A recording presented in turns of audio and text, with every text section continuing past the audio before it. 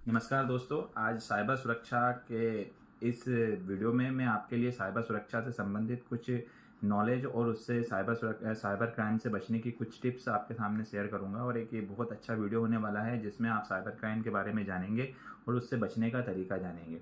तो cyber fraud होता क्या है, बेसिकली हम उसको एक एक करके उसके सभी बिंदुओं के बारे में जानेंगे। तो आज का जो हमारा प्रशिक्षण है, मुख्यतः प्रशिक्षण के मुख्य बिंदु है साइबर अपराध का परिचय, साइबर अपराध के प्रकार एवं उदाहरण, वर्तमान में प्रचलित साइबर आतंक, साइबर सुरक्षा एवं सावधानियां, साइबर कानून के बारे में संक्षिप्त जानकारी और साइबर अपराध संबंधी शिकायत हम कहां दर्ज कर सकते हैं, इन सभी विषयों के ऊपर आज हम इस वीडियो में चर्चा करेंगे। चलिए बढ़ते हैं हम इनके साथ आगे।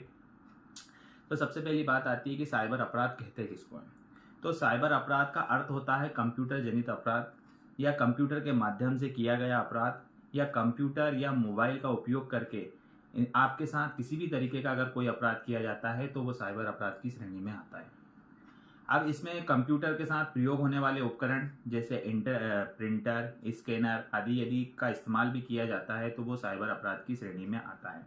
आज के समय में ये बहुत बड़ा क्राइम है और इस क्राइम के माध्यम से बहुत सारे लोगों को ठगा जा रहा है, जिससे उनको पता भी नहीं होता है और उनके खातों से पैसे निकल जाते हैं। मतलब ये एक इस तरीके का अपराध है जिसमें आपको ये पता नहीं होता है कि आपके साथ अपराध हो रहा है। अपराध की जानकारी आपको तब लगती है जब आपको किसी भी तरीके का नुकसान होता है, तब आपको पता चलता है कि आपके साथ अपराध हो गया है। तो इस साइबर अपराध में बेसिकली होता क्या है, इसको दो श्रेणियों में बांटा जाता है। जब कंप्यूटर को निशाना बनाए, कंप्यूटर या मोबाइल को निशाना बनाया जाए या टारगेट बनाया जाए। टारगेट और निशाने से मतलब ये, यदि हम बात करें आज के समय में हमारा मोबाइल बहुत महत्वपूर्ण हो गया है, हमारा कंप्यूटर बहुत महत्वपूर्ण हो गया है, क्योंकि हमारी सभी तरह की जानकारी, पर्सनल इन्फॉर्मेशन हमारे कंप्यूटर और मोबाइल के अंदर होती है। अगर कोई भी व्यक्ति हमारी इन पर्सनल जानकारियों को एक्सेस कर लेता है तो उनके एवज में वो हमको ब्लैकमेल कर सकता है, हमको किसी भी तरीके का नुकसान पहुंचा सकता है, हमारे मान सम्मान को हानि पहुंचा सकता है। तो हमको हमारे कंप्यूटर और मोबाइल को आज के समय में साइबर फ्रॉड से या साइबर जो स्कैमर होते हैं उनसे बचाना बहुत जरूरी है। अब साइबर फ्रॉड को जानना है तो उससे पहले हमको इसके अंदर प्रयोग किए जाने वाली कुछ टर्मिनोलॉजी के बारे में जानना जरूरी है। जैसे बोलते हैं मेलवेयर। पहला है मेलवेयर। मेलवेयर एक मेलिशियस सॉफ्टवेयर प्रोग्राम होता है जिसका इस्तेमाल कंप्यूटर के अंदर या मोबाइल के अंदर एक अनऑथोराइज्ड वे से आपके कंप्यूटर के अंदर कोई आपके कंप्यूटर या मोबाइल की जानकारी चुराने के लिए इंस्टॉल किया जाता है। इसके बहुत सारे प्रकार होते हैं जिनको बोलते हैं वायरस, वर्म, स्पाईवेयर, एडवेयर और ट्रोजन। साधारण सी भाषा में नॉर्मल व्यक्ति उसको वायरस के रूप में जानता है कि हमारे मोबाइल या कंप्यूटर में वायरस आ गया है, जिसकी वजह से हमारा कंप्यूटर स्लो चल रहा है, हमारा मोबाइल स्लो चल रहा है, या कोई फाइल हम खोल रहे हैं तो वो खुल नहीं रही है, या वो किसी तरीके से इनक्रिप्ट हो गई है। तो ये ट्रोजन और मेलवेयर बेसिकली हमारे कंप्यूटर और मोबाइल में आते कहाँ से हैं? तो ये जो अनऑथोराइज्ड वे से कोई भी लिंक हमारे मोबाइल या कंप्यूटर में आती है जिसके ऊपर हम क्लिक कर देते हैं तो उनके माध्यम से ये वायरस हमारे कंप्यूटर के अंदर इंस्टॉल हो जाते हैं। नेक्स्ट है हैकिंग। हैकिंग का मतलब होता है नॉर्मल वे में अगर कोई व्यक्ति चोरी करता है या किसी सामान को चुराता है तो हम चोरी कहते हैं। तो कंप्यूटर की भाषा में यदि आपकी कोई जानकारी बिना आपकी परमिशन के चुराई जाती है तो उसको हैकिंग कहा जाता है। हैकिंग बहुत तरह की होती है, computer hacking, mobile hacking. Computer hacking का मतलब होता है किसी भी तरीके से आपके कंप्यूटर का पासवर्ड पता करके कंप्यूटर के अंदर जो भी आपका डेटा है उसको एक्सेस करना, चुराना, कंप्यूटर हैकिंग कहलाता है। मोबाइल हैकिंग किसी भी तरीके से आपके मोबाइल का पैटर्न लॉक, पासवर्ड पता करके आपके कंप्यूटर के अंदर इंटर करना और इंटर करके उसके अंदर से जानकारी चुराना मोबाइल हैकिंग कहलाता है। नेक्स्ट अगर बात करें ईमेल हैकिंग। ईमेल हैकिंग का मतलब होता है आपका जो ईमेल अकाउंट है उसका पासवर्ड किसी भी तरीके से प्राप्त करके उसके अंदर एक्सेस करना और उसके माध्यम से किसी दूसरे व्यक्ति को ईमेल करना, ईमेल हैकिंग कहलाता है। Website hacking. वेबसाइट हैकिंग का मतलब किसी भी वेबसाइट के सर्वर को हैक कर लेना किसी भी तरीके से और उस पर दिखने वाली जानकारियों को अपने हिसाब से बदलना और जो भी यूजर उसके ऊपर क्लिक करे तो उसको एक्चुअल जानकारी ना मिलते हुए जो हैकर आपको दिखाना चाहता है वो जानकारी उसके ऊपर दिखाए तो वो कहलाता है website hacking. Password hacking. Password hacking का मतलब है किसी भी तरीके से आपका पर्सनल पासवर्ड पता करना, क्रैक करना और उसके माध्यम से आपके जो भी अकाउंट हैं उनमें से जानकारी चुराना पासवर्ड हैकिंग कहलाता है। अब फिशिंग, अगला वर्ड यहाँ पर होता है फिशिंग। फिशिंग का मतलब होता है, अगर हम नॉर्मल सी भाषा में बात करें कि अगर फिशिंग का मतलब होता है मछली पकड़ना। अगर हम देखें साधारण सी भाषा में मछली अगर पकड़ना होता है तो क्या करते हैं, हम एक कांटा लेते हैं और कांटे के अंदर दाना डालते हैं, वो दाना डालकर चुपचाप बैठ जाते हैं। कोई भी मछली सोचती है कि ये हमारे लिए खाना है, वो खाना खाने आती है और उस कांटे में फंस जाती है। सेम चीज़ यहाँ पर हमारे साथ होती है। साइबर स्कैमर भी हमारे लिए यहाँ पर दाना डालते हैं। हम उनकी बातों में उनके दिए गए दाना क्या होता है, स्पेशली यहाँ कहने का मतलब मेरा यह है कि किसी भी तरीके का वित्तीय लालच या किसी भी तरीके का फायदा हमको यहाँ पर दिखाया जाता है। हम उस फायदे के चक्कर में यहाँ पर आते हैं और यहाँ से जो भी जानकारी स्कैमर द्वारा मांगी जाती है उस लालच के चक्कर में हम यहाँ पर डाल देते हैं। फॉर एग्जांपल वो बोल देगा कि आपको कोई स्क्रैच कार्ड लगा है या आपकी कोई लॉटरी लग गई है, आप हमारी इस लिंक पर क्लिक करिए और यहाँ पर अपनी जानकारी डाल दीजिए। आप जैसे ये जानकारी डालेंगे आपके अकाउंट में पैसे आने के बजाय आपके खाते से पैसे चले जाएंगे। तो इसको बोलते हैं fishing. Denial of service attacks. Denial of service attack का मतलब होता है किसी भी एक्चुअल यूजर को अपनी किसी भी वेबसाइट के एक्चुअल यूजर को उस वेबसाइट को उपयोग करने से रोकने को कहते हैं डिनाइल ऑफ सर्विस अटैक। मतलब फॉर एग्जांपल अगर एक वेबसाइट है उसके सर्वर की कैपेसिटी 100 यूजर की है और 100 यूजर उसके ऊपर नकली वे में या किसी रोबोटिक वे में या किसी अन्य तरीके से उसके ऊपर ट्रैफिक जनरेट कर दिया जाता है, जिसके माध्यम से एक्चुअल यूजर उस वेबसाइट का यूज नहीं कर पाता है, बल्कि जो यूजर उसके ऊपर जाता है तो उसको उसका सर्वर डाउन दिखाई देता है। तो इसको बोलते हैं denial of service attack. Man in the middle. Man in the middle का मतलब होता है आपके दो पक्षों के बीच में अगर आप कोई किसी तरीके की बातें कर रहे हैं, किसी भी तरह की दो चैनलों के बीच जानकारियों को शेयर कर रहे हैं, तो कोई तीसरा व्यक्ति यहाँ बीच में होता है, मिडिल में होता है, जैसा कि यहाँ पर दिखा रहा है स्क्रीन में कि मैन इन द मिडिल। यहाँ पर ये व्यक्ति किसी भी तरीके से आप दो चैनलों के बीच जो बातें की जा रही हैं, जो जानकारी शेयर की जा रही है, उनको चुराने का काम करता है। तो इसको बोला जाता है मैन इन द मिडिल। पहचान की चोरी, आइडेंटिटी थेफ्ट। आइडेंटिटी थेफ्ट का मतलब है कि कोई भी व्यक्ति यहाँ पर अपनी पहचान बदल लेता है और पहचान बदलने के बाद उस पहचान का उपयोग करके आपसे आपकी पर्सनल जानकारियों को चुराया जाता है। इसको बोलते हैं पहचान की चोरी।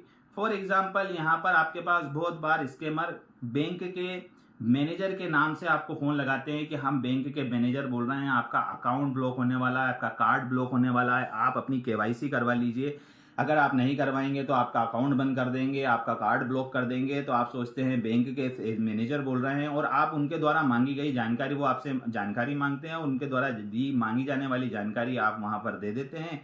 देने के बाद उल्टा होता क्या है, आपका कार्ड ब्लॉक होने के बजाय आपके खाते में जितने भी पैसे हैं वो सब उनके द्वारा विड्रॉल कर लिए जाते हैं। यहाँ पर वो धीरे धीरे आपसे बोलेगा बताइए आपका अकाउंट नंबर बताइए, आप अपने कार्ड का नंबर बताइए, आप सीवीवी नंबर बताइए, आप अपना ओटीपी आया होगा कंफर्मेशन के लिए वो बताइए। आप सोच रहे हैं कि आपके अकाउंट का वेरिफिकेशन किया जा रहा है, जबकि वो वेरिफिकेशन नहीं किया जा रहा है, वो आपके अकाउंट की जानकारी चुराकर आपके अकाउंट से ट्रांजैक्शन किया जा रहा है।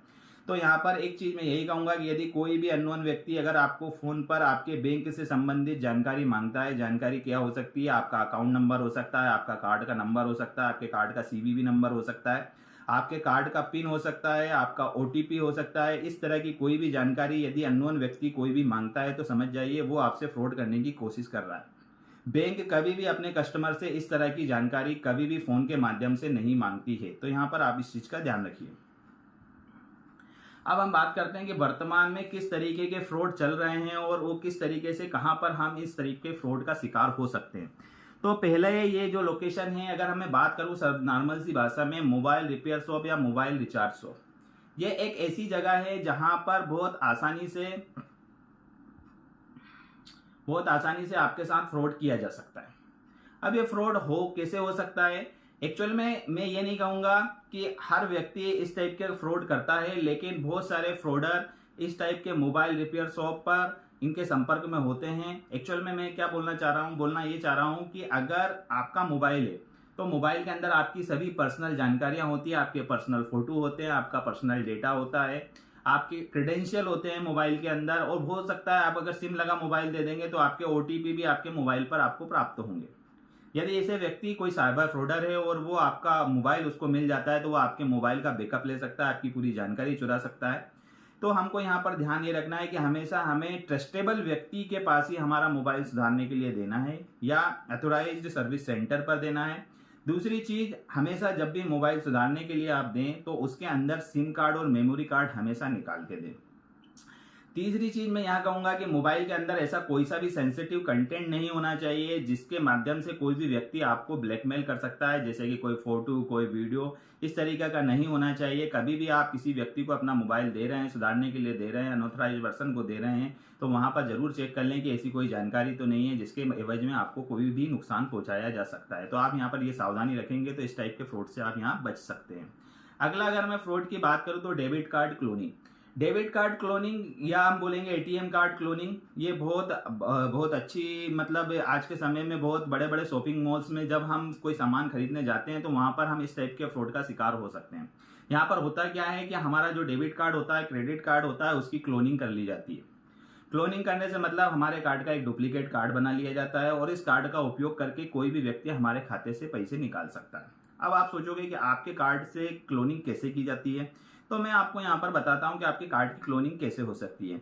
जब आप किसी शॉपिंग मॉल में पेमेंट करने के लिए जाते हैं तो पेमेंट करने के लिए हो सकता है कि कोई स्कैमर वहां पर खड़ा हो या कोई जो व्यक्ति आपका कार्ड स्wipe करवा रहा वो स्कैमर हो, तो वो आपके कार्ड की क्लोनिंग कर सकता है। कैसे क्लोनिंग करेगा? जब आप अपना पेमेंट करने के लिए अपना कार्ड उस व्यक्ति को दोगे तो वो उस स्विपिंग मशीन के ऊपर आपका कार्ड स्wipe कर देगा। स्wipe करने के बाद आपसे कहेगा कि आप अपना पिन डाल दीजिए। आपका पिन जब आप दिखा के उसको डाल देंगे सामने, उसके सामने अपना पिन डालेंगे, वो आपका एक तो पिन देख लेगा वहां पर। दूसरी चीज उसके पास होती है एक स्कैमिंग डिवाइस, छोटी सी होती है, उसके ऊपर अगर एक बार आपके कार्ड को उसने स्विप कर दिया तो आपके कार्ड की पूरी जानकारी उस स्विपिंग मशीन के अंदर आ जाएगी। और अगर उस स्विपिंग मशीन के ऊपर कोई ब्लैंक कार्ड उसके ऊपर अगर एक बार और स्विप कर दिया तो आपके कार्ड की डुप्लीकेट कॉपी यहाँ पर तैयार हो जाएगी। तो आप समझ रहे हैं कि आपका कार्ड आपको पता भी नहीं है और उसकी डुप्लीकेट कॉपी बन चुकी है। अब वो व्यक्ति आपके एटीएम कार्ड का इस्तेमाल करके किसी भी मॉल में जाकर पेमेंट कर सकता है, किसी भी एटीएम में जाकर आपके खाते से पैसे निकाल सकता है। तो यहाँ पर आपको सावधानी यही रखनी है कि कभी भी आप कहीं भी पेमेंट कर रहे हैं तो पहली चीज अपना पिन किसी के सामने डिस्क्लोज ना करें, किसी के सामने दिखाएं ना, हमेशा अपने पिन को छुपा कर रखें। दूसरी चीज आपको ये रखना है कि आपका जो एटीएम कार्ड स्वेपिंग कर रहे हैं तो आप अपने हाथों से अपने कार्ड को स्वेप करें, किसी दूसरे व्यक्ति के हाथ में कार्ड कभी ना दें। आप अपना कार्ड देंगे ही नहीं तो आपके डुप्लीकेट कार्ड बनने का चांस होगा ही नहीं। तो यहाँ पर ये दो सावधानी रखेंगे तो इस वाले डेबिट कार्ड क्लोनिंग वाले जो फ्रॉड है इससे आप बच सकते हैं। तीसरा होता है यहाँ पर देखेंगे हम एटीएम कार्ड फ्रॉड। अब एटीएम में भी बहुत तरह के फ्रॉड हो रहे हैं। बहुत बार क्या होता है कि एटीएम के अंदर इस तरीके के स्कीमर लगा दिए जाते हैं, मशीन लगा दी जाती है, इसके ऊपर आपके पिन रिकॉर्ड हो जाते हैं, आपका एटीएम कार्ड की क्लोनिंग हो जाती है। तो आपको हमेशा जब भी एटीएम कार्ड जाएं तो ये जरूर देखें कि कोई ऐसी एक्स्ट्रा मशीन तो उसके ऊपर लगी नहीं है, उसको पहले आप वेरीफाई कर लें तभी उस एटीएम का इस्तेमाल करें। दूसरा क्या होता है कि जब आप एटीएम कार्ड में जाते हैं तो वहां पर भीड़ होती है, उस भीड़ के अंदर आपका जो एटीएम होता है उस एटीएम कार्ड की क्लोनिंग यहाँ पर वो कर लेते हैं। उस एटीएम कार्ड की क्लोनिंग कैसे की जाती है? कोई व्यक्ति आपका पेमेंट नहीं निकल रहा, आप पीछे खड़े किसी व्यक्ति से सहायता मांगते हैं, फिर वही व्यक्ति आएगा, कहेगा मैं आपकी सहायता कर देता हूँ और आपके कार्ड की क्लोनिंग वहां पर वो फिर कर लेगा और आपका पिन भी वहां पर देख लेगा और फिर किसी दूसरे एटीएम में से जाकर कीलॉगर एक भी मेलिशियस सॉफ्टवेयर प्रोग्राम होता है। बेसिकली इसका काम होता है आपके जो मोबाइल कंप्यूटर है, कंप्यूटर के अंदर इसको बेसिकली इंस्टॉल किया जाता है। इंस्टॉल करने का मेन पर्पज यही होता है कि आपके कंप्यूटर के अंदर आप जो भी कीवर्ड इस्तेमाल कर रहे हो उनकी कैप्चरिंग करना। अब मेनली ये कैप्चरिंग क्या होती है, जो भी आप नेट बैंकिंग वगैरह करते हैं उनके आईडी और पासवर्ड किसी भी तरीके से रिकॉर्ड करना और जिस भी व्यक्ति ने ये कीलॉगर आपके कंप्यूटर में इंस्टॉल किया है उस तक उसकी जानकारी पहुंचाना कहलाता है कीलॉगर। ठीक है, तो कीलॉगर से क्या करना चाहिए बचने के लिए? लॉगिन करते समय हमेशा वर्चुअल कीबोर्ड का उपयोग करें, यूजर नेम और पासवर्ड को कभी कॉपी पेस्ट ना करें, कंप्यूटर को ऑटो अपडेट मोड पर रखें, एंटीवायरस प्रोग्राम को हमेशा अपडेट करते रहें। तो इससे आप कीलॉगर जैसे सॉफ्टवेयर से एंटी कीलॉगर आप हमेशा हमारे अपने कंप्यूटर में इंस्टॉल करके रखें। नेक्स्ट है हमारा कॉल स्पूफिंग।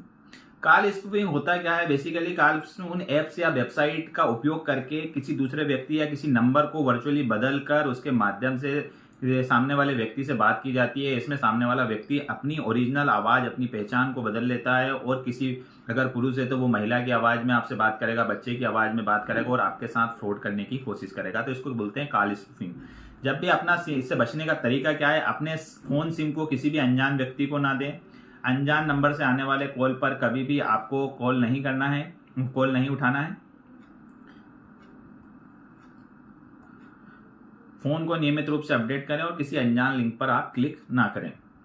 अब अगला होता है रैंसमवेयर। रैंसमवेयर भी एक मेलवेयर का एक प्रकार होता है। यहाँ पर जो कंप्यूटर की फाइलों को इंक्रिप्ट कर देता है, मतलब जो एक्चुअल ओरिजिनल फाइल होती है उस ओरिजिनल फाइल को कोडेड फॉर्म में कन्वर्ट कर देता है, जिससे कि अगर आप उस फाइल को खोलने की कोशिश करेंगे तो उसके ऊपर एक मैसेज आपको पॉपअप करके आएगा जिस पे लिखा होगा कि आपकी फाइल हमने इंक्रिप्ट कर दी है, अगर आप इसका एक्सेस चाहते हैं तो आप हमको इतने रुपए पे करिए। मतलब आपसे कुछ पैसों की डिमांड की जाएगी, आपकी कॉन्फिडेंशियल इंफॉर्मेशन को आप खोलना चाहते हैं उसको देखने के लिए आपसे ही पैसे की डिमांड यहाँ पर की जाती है, तो इसको बोलते हैं रैंसमवेयर। तो इससे बचने के लिए एंटी रैंसमवेयर युक्त एंटीवायरस का उपयोग करें। सोशल नेटवर्किंग फ्रेंड से व्यक्तिगत जानकारी बिल्कुल भी शेयर ना करें और किसी अनजान लिंक पर बिल्कुल क्लिक ना करें। Scratch card scam. Scratch card scam basically आता है फिशिंग की श्रेणी में। जब भी कोई भी थर्ड पार्टी वेबसाइट के पर एक लिंक या मैसेज आपको प्राप्त होता है जिसमें आपको गारंटी से धन जीतने की बात कही जाती है कि आप यहाँ पर ये धनराशि आपने जीत ली है, अगर आप यहाँ से ये पेमेंट प्राप्त करना चाहते हैं तो हमारी इस लिंक पर क्लिक करिए। जब आप उस लिंक पर क्लिक करते हैं तो वहां पर फिर आपसे कुछ फर्दर इन्फॉर्मेशन, आपके बैंक अकाउंट से रिलेटेड जानकारी आपसे वहां पर मांगी जाती है, जिसमें अकाउंट नंबर हो गया कि आपके खाते में हम पैसे ट्रांसफर करेंगे तो आप अपना अकाउंट नंबर बताइए, आपका एटीएम कार्ड नंबर बताइए, अपना सीवीवी कोड यहाँ पर डालिए। तो धीरे धीरे आपसे आपके अकाउंट से संबंधित पूरी जानकारी यहाँ पर वो डलवा लेंगे और आप सोचोगे कि आपने धनराशि जीती है, वो आपको प्राप्त होने वाली है, बल्कि उल्टा होगा ये कि आपके खाते से पैसे चले जाएंगे। इसका बहुत अच्छा एग्जाम्पल है अगर हम बात करें तो ये ऑनलाइन लॉटरी वाला। ये ऑनलाइन लॉटरी वाले फ्रॉड में होता क्या है, बेसिकली आज के समय में ये केबीसी वाला जो है मैसेज सभी के पास आ रहा है। इस मैसेज में होता क्या है, यहाँ पर आपसे बोला जाता है कि आप 25 लाख रुपए की धनराशि आपने जीत ली है और ये जो लकी ड्रॉ निकाला गया है केबीसी की तरफ से निकाला गया है। आप जिसके भी ऑपरेटर, आप मोबाइल के ऑपरेटर हो, जैसे फॉर एग्जांपल जियो के हैं तो वो बोलेगा कि जियो और केबीसी ने मिलकर लकी ड्रॉ निकाला और उसमें आप 25 लाख रुपए जीत गए। अब अगर आप 25 लाख रुपए प्राप्त करना चाहते हैं तो हमारे संबंधित नंबर पर आप कॉल करिए। व्हाट्सअप कॉल करेगा, इस पर व्हाट्सअप कॉल चलेगा आपका। आप अगर इसको नॉर्मल कॉल लगाएंगे तो इस पर कभी कॉल नहीं लगेगा, क्योंकि ये सिम जो रहती है ये इन पे सिम डीएक्टिवेट रहती है, ओनली इसके ऊपर व्हाट्सअप चल रहा होता है, जिससे कि इन लोगों की लोकेशन ट्रेस ना की जा सके। तो आपको यहाँ पर बोला जाएगा, जब आप इस नंबर पे व्हाट्सएप पे इस पे कन्वर्सेशन करना चालू करेंगे तो वो आपको समझाएंगे कि देखिए सर, आपने 25 लाख रुपए की धनराशि जीत ली है, क्या आप प्राप्त करना चाहते हैं। आप सोचेंगे ठीक है हम जीत गए तो आप हमको धनराशि प्रदान कर दीजिए। तो वो बोलेगा कि सर आप देखिए, वो आपको समझाएंगे कि देखिए कोई भी व्यक्ति सर केबीसी में 1 करोड़ रुपए जीतता है तो उसको 1 करोड़ रुपए नहीं दिए जाते हैं, उसके एवज में उसको 90 लाख रुपए दिए जाते हैं। तो आप बोलोगे क्यों, तो वो बोलेगा सर इसके लिए क्योंकि सरकार वहां पर 10 लाख रुपए का टैक्स जो भी रहता है, टैक्स अमाउंट वो काटा जाता है। तो सेम चीज आपके साथ यहाँ पर सर हो रही है। आपको भी जो 25 लाख रुपए ये मिले हुए हैं, इन 25 लाख रुपए का पहले टैक्स हमको जमा कराना पड़ेगा। जैसे आप टैक्स जमा कराएंगे ये जो अमाउंट है आपके खाते में ट्रांसफर कर दिया जाएगा। अब बात आती है कि आप हमारे खाते में ट्रांसफर कैसे करेंगे। जो टैक्स अमाउंट है आप उनसे बोल दोगे कि सर ऐसा करिए, जो टैक्स है आप हमारी इस धनराशि में से ही डेबिट कर लिए, काट लीजिए। तो वो बोलेगा सर ऐसा नहीं हो सकता है, जो अमाउंट है आपके खाते में ही आएगा पहले, उसके बाद ही आप उसको निकाल सकते हो। उसमें से हम 1 रुपया भी यहाँ पर उपयोग नहीं कर सकते। जब आपके खाते में आ जाएगा, उसके आपके खाते से आप हमको ट्रांसफर करेंगे तो ही हम वो पैसे ले सकते हैं। लेकिन ये तब तक एक्टिवेट नहीं होगा जब तक कि आपको जो टैक्स अमाउंट है वो आप हमारे इस पोर्टल के ऊपर सबमिट नहीं करेंगे, या हमारा जो नंबर है उस पर आप ये फोन पे या गूगल पे के माध्यम से जो भी धनराशि बोली, वो मान फॉर एग्जाम्पल हम बोल दिया 10,000 रुपये आप टैक्स का अमाउंट हमको पे कर दीजिए, देन आफ्टर ये 25 लाख रुपए हम आपके खाते में ट्रांसफर कर देंगे। बहुत सारे लोग इनकी बातों में आ जाते हैं और 10,000 रुपए जो भी उन्होंने धनराशि टैक्स के नाम पे मांगी है वो धनराशि उनको दे देते हैं। देने के बाद होता क्या है कि आप इंतजार करते रहते हैं कि आपके खाते में पैसे आएंगे, लेकिन उनने आपके साथ यहाँ पर फ्रॉड कर दिया है और आपके खाते में कोई अमाउंट नहीं आता। वो आप 10,000 रुपए की ठगी का शिकार यहाँ पर हो जाते हैं, या जो भी अमाउंट आपने पे किया उतनी धनराशि का आप यहाँ पर फ्रॉड का शिकार हो जाते हैं। तो आपको यहाँ पर ध्यान रखना है कि आज के समय में कोई भी व्यक्ति किसी को मुफ्त में कोई रुपए नहीं दे रहा है, और अगर इस टाइप के फ्रॉड या आपको लालच दिया जा रहा है तो समझ जाइए कि आपको किसी तरीके के स्कैम में फंसाया जा रहा है। तो आपको हमेशा किसी भी अननोन नंबर से या अननोन लिंक से किसी भी लॉटरी या स्क्रैच कार्ड के बारे में लालच दिया जाता है तो बिल्कुल आपको इस तरीके के लालच से बचना है। अगला है डीप फेक। डीप फेक एक ऐसी तकनीक होती है जिसके अंदर किसी व्यक्ति के फोटो के ऊपर या वीडियो के अंदर किसी दूसरे व्यक्ति का फोटो और वीडियो लगा दिया जाता है और आपके फोटो का एक डुप्लीकेट फोटो बना लिया जाता है या नकली वीडियो बना लिया जाता है और उसके एवज में फिर आपसे फिरौती की डिमांड की जाती है कि आपका फोटो और आपका वीडियो हमारे पास है, यदि आप इसके एवज में हमको पैसे नहीं देंगे तो हम ये फोटो या वीडियो आपके पर मिलने वाले परिचित के साथ शेयर कर देंगे। और यहाँ व्यक्ति डर जाता है और डरने के बाद उनके द्वारा मांगी गई फिरौती उनको दे देता है। तो आपको यहाँ पर बचने का तरीका यही है, किसी भी अनजान व्यक्ति के साथ कभी भी अपनी फोटो बिल्कुल शेयर ना करें। आप सोशल मीडिया अकाउंट पे बहुत सारे लोग अनजान व्यक्ति होते हैं जिनकी प्रोफाइल पिक्चर कुछ होती है और वो व्यक्ति कोई और होता है और वो आपके साथ दोस्ती कर लेता है और फिर दोस्ती करने के बाद आपसे आपके पर्सनल फोटो और वीडियो आपसे मांग लेते हैं और उन पर्सनल फोटो वीडियो के अंदर वो एडिटिंग कर उनके ही माध्यम से आपको फ्रॉड का शिकार बनाया जाता है। तो आपको यहाँ पर इस टाइप की जो व्यक्ति हैं जिनको आप जानते नहीं उनके साथ किसी भी तरह की चैटिंग नहीं करनी, किसी भी तरीके का एक्सचेंज या फोटो या वीडियो का एक्सचेंज नहीं करना है। अपनी किसी भी वेबसाइट का उपयोग करने के बाद हमेशा लॉग आउट अवश्य करना है, पासवर्ड नियमित रूप से बदलना है और प्राइवेसी की सेटिंग को हमेशा अपडेट करके रखना है। सोशल ट्रोलिंग भी आज के समय का एक बहुत बड़ा साइबर अपराध है। ऑनलाइन कम्युनिटी में किसी व्यक्ति या संगठन के बारे में भड़काऊ संदेश या दृश्य पोस्ट करना सोशल ट्रोलिंग कहलाता है। इसका एकमात्र उद्देश्य उस व्यक्ति को अपमानित करना या उपद्रव फैलाना है। तो यहाँ पर हमको ध्यान रखना है कि किसी भी पोस्ट का समर्थन करने से पहले सावधान रहें, पहले उसकी सत्यता की जांच करें कि ये जो पोस्ट सोशल मीडिया अकाउंट के ऊपर है ये सही है या सिर्फ लोगों के द्वारा फैलाया गया एक उपद्रव है जिसमें हम भी उस भीड़ का हिस्सा बन रहे हैं। तो हमको हमेशा उस भीड़ का हिस्सा बनने से बचना है। किसी भी चीज के बारे में अगर हमको नहीं मालूम है तो उसको हमको कभी भी बढ़ावा नहीं देना है और किसी भी तरह की सोशल ट्रोलिंग में हमको पार्टिसिपेट नहीं करना है। पंजी स्कीम, नेटवर्क मार्केटिंग। पंजी स्कीम एक स्कीम होती है जिसमें छोटा छोटा अमाउंट लोगों के साथ जमा कराया जाता है। यहाँ पर बहुत सारे लोग मिलकर एक छोटा एक स्कीम बता दी जाती है कि आप थोड़ा सा अमाउंट मिलाइए और आपको बड़ा अमाउंट दिया जाएगा। लालच ये दिया जाता है कि आप 500 रुपये महीने, 100 रुपये महीने, 1000 रुपये महीने आप जमा करिए, साल भर के अंदर आपको 2 गुना पैसा हम दे देंगे। मतलब 1 साल के अंदर आपने जो अमाउंट जमा किया होगा उस अमाउंट का डबल अमाउंट हम आपको देंगे। लोग बाग इस लालच में आ जाते हैं और छोटा अमाउंट जमा कर देते हैं। जब ये अमाउंट एक बड़ा लार्ज अमाउंट, बहुत सारे लोग जब जुड़ जाते हैं और ये अमाउंट लार्ज अमाउंट बन जाता है तो जिसने ये स्कीम चलाई है वो पैसे लेके भाग जाता है। तो हमेशा ध्यान रखिए कि कम समय में आपके पैसे डबल करके अगर कोई दे रहा है और इस तरह की कोई स्कीम बता रहा है तो वो भी वहां पर भी आपके साथ फ्रॉड होने की संभावना है। दूसरा होता है नेटवर्क मार्केटिंग। नेटवर्क मार्केटिंग क्या होता है, यहाँ पर भी किसी कंपनी द्वारा कोई प्रोडक्ट लिया जाता है, उस प्रोडक्ट के एवज में आपसे कहा जाता है कि आप हमारी कंपनी का प्रोडक्ट खरीद लीजिए। प्रोडक्ट खरीदने के बाद आप अपने 2 लोगों को जोड़ लीजिए। अब जब वो 2 लोग आपसे जुड़ जाएंगे तो उनके जो 2 लोग जोड़ेंगे तो वो आपकी एक चेन बन जाएगी और उस चेन के माध्यम से आपके पास कमीशन आता जाएगा। यहाँ पर व्यक्ति क्या होता है, 2 लोग को जोड़ लेते हैं, 2 लोग फिर अगले 2 लोगों को ढूंढते हैं। इस तरीके से एक दूसरे को सभी लोग जोड़ते रहते हैं और यहाँ इस तरीके के फ्रॉड में फंसते चले जाते हैं।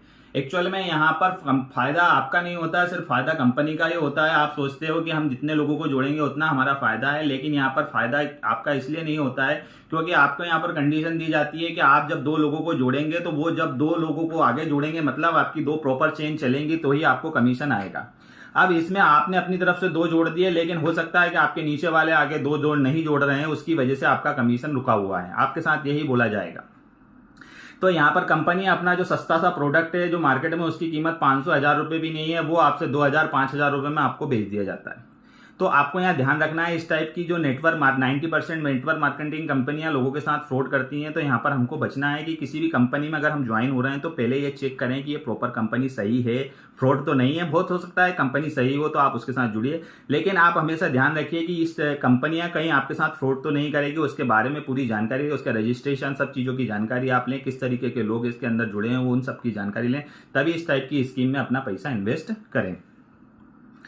ऐप ट्रैप क्या होता है? ऐप ट्रैप का मतलब होता है आज के समय में हम हमारे मोबाइल में या कंप्यूटर में कोई भी चीज चलानी होती है तो हमको ऐप इंस्टॉल करना पड़ता है। ऐप इंस्टॉल करते हैं तो उससे जैसे ही इंस्टॉल करते हैं तो वो हमसे कुछ परमिशंस मांगता है। परमिशंस में आप देख सकते हो कि जैसे आपका ऐप इंस्टॉल होता है तो सबसे पहले आपसे बोलता है कि आपका गैलरी आप कर देते हो अलाउ, दूसरा बोलता है SMS आप कर देते हो अलाउ, आप बोलता है आपके कॉन्टेक्ट नंबर आप कर देते हो अलाउ। अब आपको पता भी नहीं है कि जो ये ऐप है उस ऐप को इस टाइप की परमिशंस की आवश्यकता है कि नहीं, उसको आपके फोटो से क्या करना, उसको आपके कॉन्टेक्ट से क्या करना, उसको आपके एसएमएस से क्या करना। लेकिन इस टाइप के जो फ्रॉड ऐप होते हैं वो आपसे आपकी सभी तरह की जानकारियां ले लेते हैं और आपके मोबाइल के अंदर जितनी भी जानकारियां हैं अपने सर्वर पर डाउनलोड कर लेते हैं और आपकी सभी जानकारियों का उपयोग करके वो फिर आपके साथ साइबर फ्रॉड करने की यहाँ पर कोशिश की जाती है। तो आपको यहाँ पर ध्यान रखना है कि ऐसा कोई ऐप आप मोबाइल में इंस्टॉल कर रहे हैं जो आपके काम का है लेकिन उसको इस टाइप की परमिशंस की आवश्यकता नहीं है, तो वहां पर आपको बिल्कुल भी परमिशन नहीं देनी है। अगर आपने परमिशन दे दी है तो मोबाइल में सेटिंग में जाकर परमिशन वाले ऑप्शन में जाकर आप वहां से परमिशन हटा सकते हैं, वो ऐप फिर भी चलेगा। हाँ, कोई कैमरे का ऐप है तो उसको कैमरे की आवश्यकता है तो आप वहां पर उसको अलाउ करिए, लेकिन कोई ऐप ऐसा है जिसमें कैमरे का उपयोग ही नहीं है, फोटो का उपयोग ही नहीं है, लेकिन वो आपसे आपका अलाउ करवा रहा है, तो आपको वहां पर बिल्कुल भी अलाउ नहीं करना है। इस चीज का आपको ध्यान रखना है। अनावश्यक ऐप हमेशा अपने मोबाइल में से आप डिलीट कर दें, क्योंकि ये आपकी बैटरी का भी यूज करते हैं, आपके डेटा का भी यूज करते हैं और आपके हो सकता है आपके मोबाइल से जानकारियां चुरा रहे हो। तो अननेसेसरी ऐप जिनका इस्तेमाल बिल्कुल भी नहीं है उनको अपने मोबाइल में से आपको अनइंस्टॉल करना है, डिलीट करना है और उनकी परमिशंस जो आपने उनको दे रखी है उनको आप रिव्यू जरूर करें। एक बार अपने मोबाइल में जाकर उनकी परमिशनों को जरूर चेक करें कि ये ऐप के इन चीजों की क्या चीजों की आपने परमिशन दे रखी है, तो उसमें से आप बहुत सारी परमिशन रिमूव कर सकते हैं। जूस जैकिंग होता क्या है, बेसिकली ये होता है एयरपोर्ट पर ज्यादातर हो रहा है क्योंकि वहां पर होते हैं चार्जिंग स्लॉट। यहाँ आप देख रहे होंगे पिक्चर में कि जो चार्जिंग स्लॉट है, इस चार्जिंग स्लॉट में कोई भी व्यक्ति आता है और अपना मोबाइल को चार्ज करने के लिए वहां पर चार्जिंग स्लॉट में कनेक्ट कर देता है। अब यहाँ पर होता क्या है, यहाँ पर पीछे कोई व्यक्ति बैठा होता है जो कंप्यूटर से आपके मोबाइल का एक्सेस प्राप्त कर लेता है। तो हमको हमेशा ध्यान रखना है कि आप कहीं भी ऐसी जगह जा रहे हैं तो वहां पर अगर पहले से कोई केबल लगी हुई है तो उस केबल का इस्तेमाल आपको बिल्कुल भी नहीं करना है। आपको हमेशा अपने मोबाइल की चार्जर केबल का इस्तेमाल करना है। दूसरी चीज, हमेशा एडाप्टर का इस्तेमाल करके ही चार्जिंग करनी है। आपको इसी तरह के इस पोर्ट पर जहां पर भी इस टाइप के जो पोर्ट दिए गए हैं वहां पर चार्ज करने से हमेशा आपको बचना है कि हो सकता है वहां पर इस तरीके का कोई साइबर फ्रॉडर बैठा हो और वो आपके मोबाइल का पूरा बैकअप ले ले, आपके मोबाइल की पूरी जानकारी चुरा ले और फिर आपको उसका उपयोग आपको नुकसान पहुंचाने के लिए करें। तो ये चीजों का आपको ध्यान रखना है।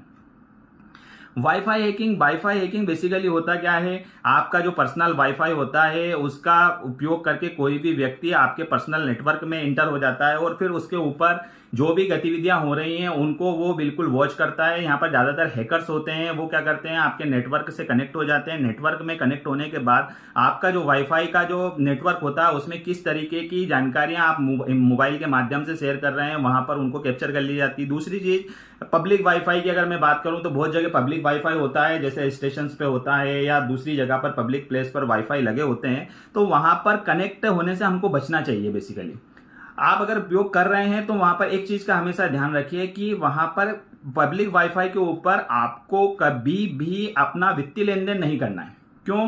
क्योंकि उस पब्लिक वाईफाई में आपको पता नहीं है कि कितने लोग वहां पर जुड़े हुए हैं। हो सकता है कोई साइबर हैकर्स भी उस नेटवर्क में जुड़ा हुआ है और वो सिर्फ वॉच कर रहा है कि किस तरीके का ट्रैफिक यहां पर हो रहा है। अगर कोई व्यक्ति कोई वित्तीय लेन देन वहां पर कर रहा है तो हो सकता है कि वहां से आपके वित्तीय लेन देन की जानकारी चुनाकर आपको नुकसान पहुंचाने की कोशिश की जाए। तो आप उपयोग करिए, लेकिन वित्तीय लेन देन करने से बचिए। वहां पर आपको कभी भी वित्तीय लेन देन करना है तो अपने मोबाइल नेटवर्क का इस्तेमाल करके ही वित्तीय लेन देन करना है।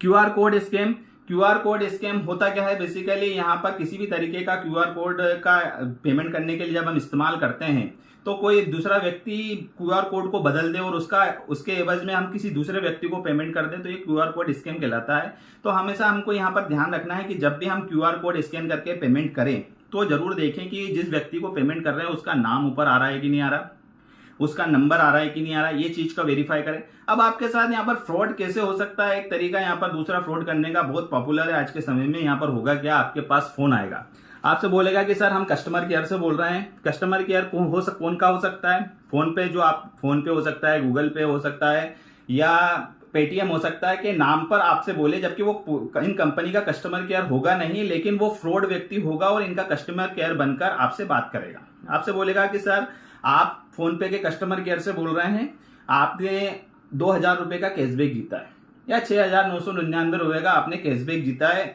अब आप बोलोगे कि हमने क्यों कैशबैक जीत लिया, तो वो बोलेगा कि सर एक्चुअल में क्या है कि आप दुकानों पे जाते हैं और हमारे ऐप का इस्तेमाल करके क्यूआर कोड स्कैन करते हो और वहां पेमेंट करते हो, तो हमारी कंपनी ने एक लकी ड्रॉ निकाला है जिसमें हमारे सभी यूजर जो क्यूआर कोड स्कैन करके पेमेंट कर रहे हैं उनके लिए इस तरीके की एक स्कीम चलाई है। तो उसके तहत आपके ये 6,999 रुपए का आपको लकी ड्रॉ निकला है। क्या आप कैशबैक लेना चाहते हैं? आप उसकी बात में आ जाएंगे, क्योंकि आज के समय में हर व्यक्ति क्यूआर कोड स्कैन करके पेमेंट कर रहा है, तो आप उसकी बात में बिल्कुल आ जाएंगे। जैसे आप उसकी बात में आएंगे तो वो बोलेगा ठीक है सर आप लेना चाहते हैं, तो 6,999 रुपए का एक क्यूआर कोड हम आपको भेज रहे हैं। वो आपके पास एक क्यूआर कोड भेज देगा, बोलेगा सर आप इसको स्कैन कर लीजिए। जैसे आप उस क्यूआर कोड को स्कैन करेंगे तो ये स्क्रीन आपके सामने आ जाएगी। जैसे आप इस स्क्रीन पे जैसे यहाँ दिखेगा तो वो बोलेगा, वो कंटिन्यूअसली आपसे बात करेगा। वो बोलेगा सर देखिए आपकी स्क्रीन पर क्या दिख रहा है। स्क्रीन पे आप बोलोगे कि सर 6,999 रुपए दिख रहे हैं, पे का ऑप्शन दिख रहा है आपको, तो आप बोलोगे कि हाँ सर 6,999 पे पे का ऑप्शन दिख रहा है। तो वो आपसे बोलेगा कि सर पे पर क्लिक कर दीजिए। अब किसी व्यक्ति को यदि पता नहीं है कि पे पर क्लिक करने से पेमेंट होता है तो वो तो बिना कुछ बोले समझे ही पे पर क्लिक कर देगा। लेकिन यदि कोई व्यक्ति जानता है कि पे करने से पेमेंट हो जाता है तो वो उसके साथ आर्ग्यू करेगा कि सर यहाँ तो पे का ऑप्शन लिखा हुआ है, अगर मैं यहाँ पर पे पर क्लिक कर दूंगा तो मेरे खाते से पैसे कट जाएंगे। तो आप वो सामने वाला व्यक्ति बहुत स्मार्ट है, वो आपको बातों में फंसाएगा। वो बोलेगा सर एक्चुअल में क्या है कि फोन पे की तरफ से आपको ये पेमेंट किया जा रहा है, हम आपको पे कर रहे हैं और ये क्यूआर कोड हमारा है, हम आपको पे कर रहे हैं, इसलिए यहाँ पर पे का ऑप्शन दिख रहा है। आप इस पे पर क्लिक कर दीजिए, आपके खाते में पैसे आ जाएंगे। आप उसकी बात में आ गए और आपने पे पर क्लिक कर दिया, बस वो आपसे कुछ नहीं बोलेगा। वो आपसे बोलेगा सर आपके खाते में पैसे आ गए। आप बोलोगे हमारे खाते में पैसे कैसे आए सर, हमको कैसे पता चलेगा? तो वो बोलेगा सर एक देखिए सामने एक बैलेंस चेक करने की स्क्रीन आपको दिख रही है। जैसे आप इस पे क्लिक करोगे, ओके करोगे, यहाँ पर ये स्क्रीन आपको यहाँ पर आ जाएगी। वो बोलेगा सर आप अपना बैलेंस चेक कर लीजिए। अब वो आपसे ये नहीं बोल रहा है कि सर अपना पिन डाल दीजिए, क्योंकि आप पिन डालने की बात बोलेगा तो आप कहीं उसको पकड़ सकते हो, लेकिन उसने आपसे बोल दिया कि सर बैलेंस चेक कर लीजिए, आपके खाते में पैसे आ गए। आप सोचोगे ठीक है बैलेंस चेक कर लेते हैं, आप यहाँ पर पिन डाल देंगे। आप सोच रहे हैं हम बैलेंस चेक कर रहे हैं, जबकि ये बैलेंस चेक करने का लिए पिन नहीं मांग रहा है, ये आपके खाते से अमाउंट ट्रांसफर करने के लिए पिन मांग रहा है। जैसे आप ये पिन डालेंगे और ओके पे क्लिक करेंगे, 6,999 आपके खाते से कटेंगे और सामने वाले फ्रॉडर के खाते में चले जाएंगे। तो आपको यहाँ पर ध्यान रखना है, इसी तरीके का कोई फोन कॉल आता है जिसमें आपके साथ इस तरीके के पेमेंट करने का या स्क्रैच कार्ड या क्यूआर कोड स्कैन करके पेमेंट लेने की बात कही जा रही है, तो आप समझ जाइए आपके साथ फ्रॉड हो रहा है। यहाँ पर दो चीजों की ध्यान हमेशा रखिए। क्यूआर कोड स्कैन का इस्तेमाल हमेशा पेमेंट देने के लिए किया जाता है। कभी भी क्यूआर कोड स्कैन करने से आपके खाते में पैसे नहीं आएंगे, पहली चीज। दूसरी चीज, पेमेंट लेने के लिए कभी भी पिन का इस्तेमाल नहीं किया जाता है, हमेशा पेमेंट देने के लिए ही पिन का इस्तेमाल किया जाता है। तो ये दो चीजों की सावधानी अगर आप रखेंगे तो इस टाइप के स्कैम से आप बच सकते हैं। अगला स्कैम है हमारा, कोरियर आया है पर आपने कुछ मंगाया ही नहीं। अब अभी हो क्या रहा है कि हम लोग इतनी शॉपिंग कर रहे हैं, ऑनलाइन शॉपिंग कर रहे हैं, दिन डेली हमारे यहाँ कुछ ना कुछ ऑनलाइन ऑर्डर से कुछ ना कोई डिलीवरी बॉय आता है और सामान देके चला जाता है। अब इसका फायदा फ्रॉडर भी उठाने लग गए। अब वो फ्रॉडर कैसे इसका फायदा उठाते हैं वो आपको बताता हूँ। होगा क्या इस वाले फ्रॉड में, कोई डिलीवरी बॉय आपके घर पे आएगा और आपसे बोलेगा कि सर आपका पार्सल आया है। आप जैसे गेट खोलोगे वो आपको पार्सल लेके सामने वाला व्यक्ति आपके घर के गेट पे मिलेगा और आपसे बोलेगा सर आपका पार्सल आया। आप सोचोगे कि पार्सल, आप सोच में पड़ जाओगे कि मैंने तो पार्सल मंगाया ही नहीं, ये कौन सा पार्सल आ गया। तो वो आपको बताएगा सर ये आप पार्सल है और ये देखिए आपके नाम की बुकिंग है, इस कंपनी से आपने ऑर्डर किया था, ये आपका पता लिखा हुआ है, आप ये पार्सल ले लो।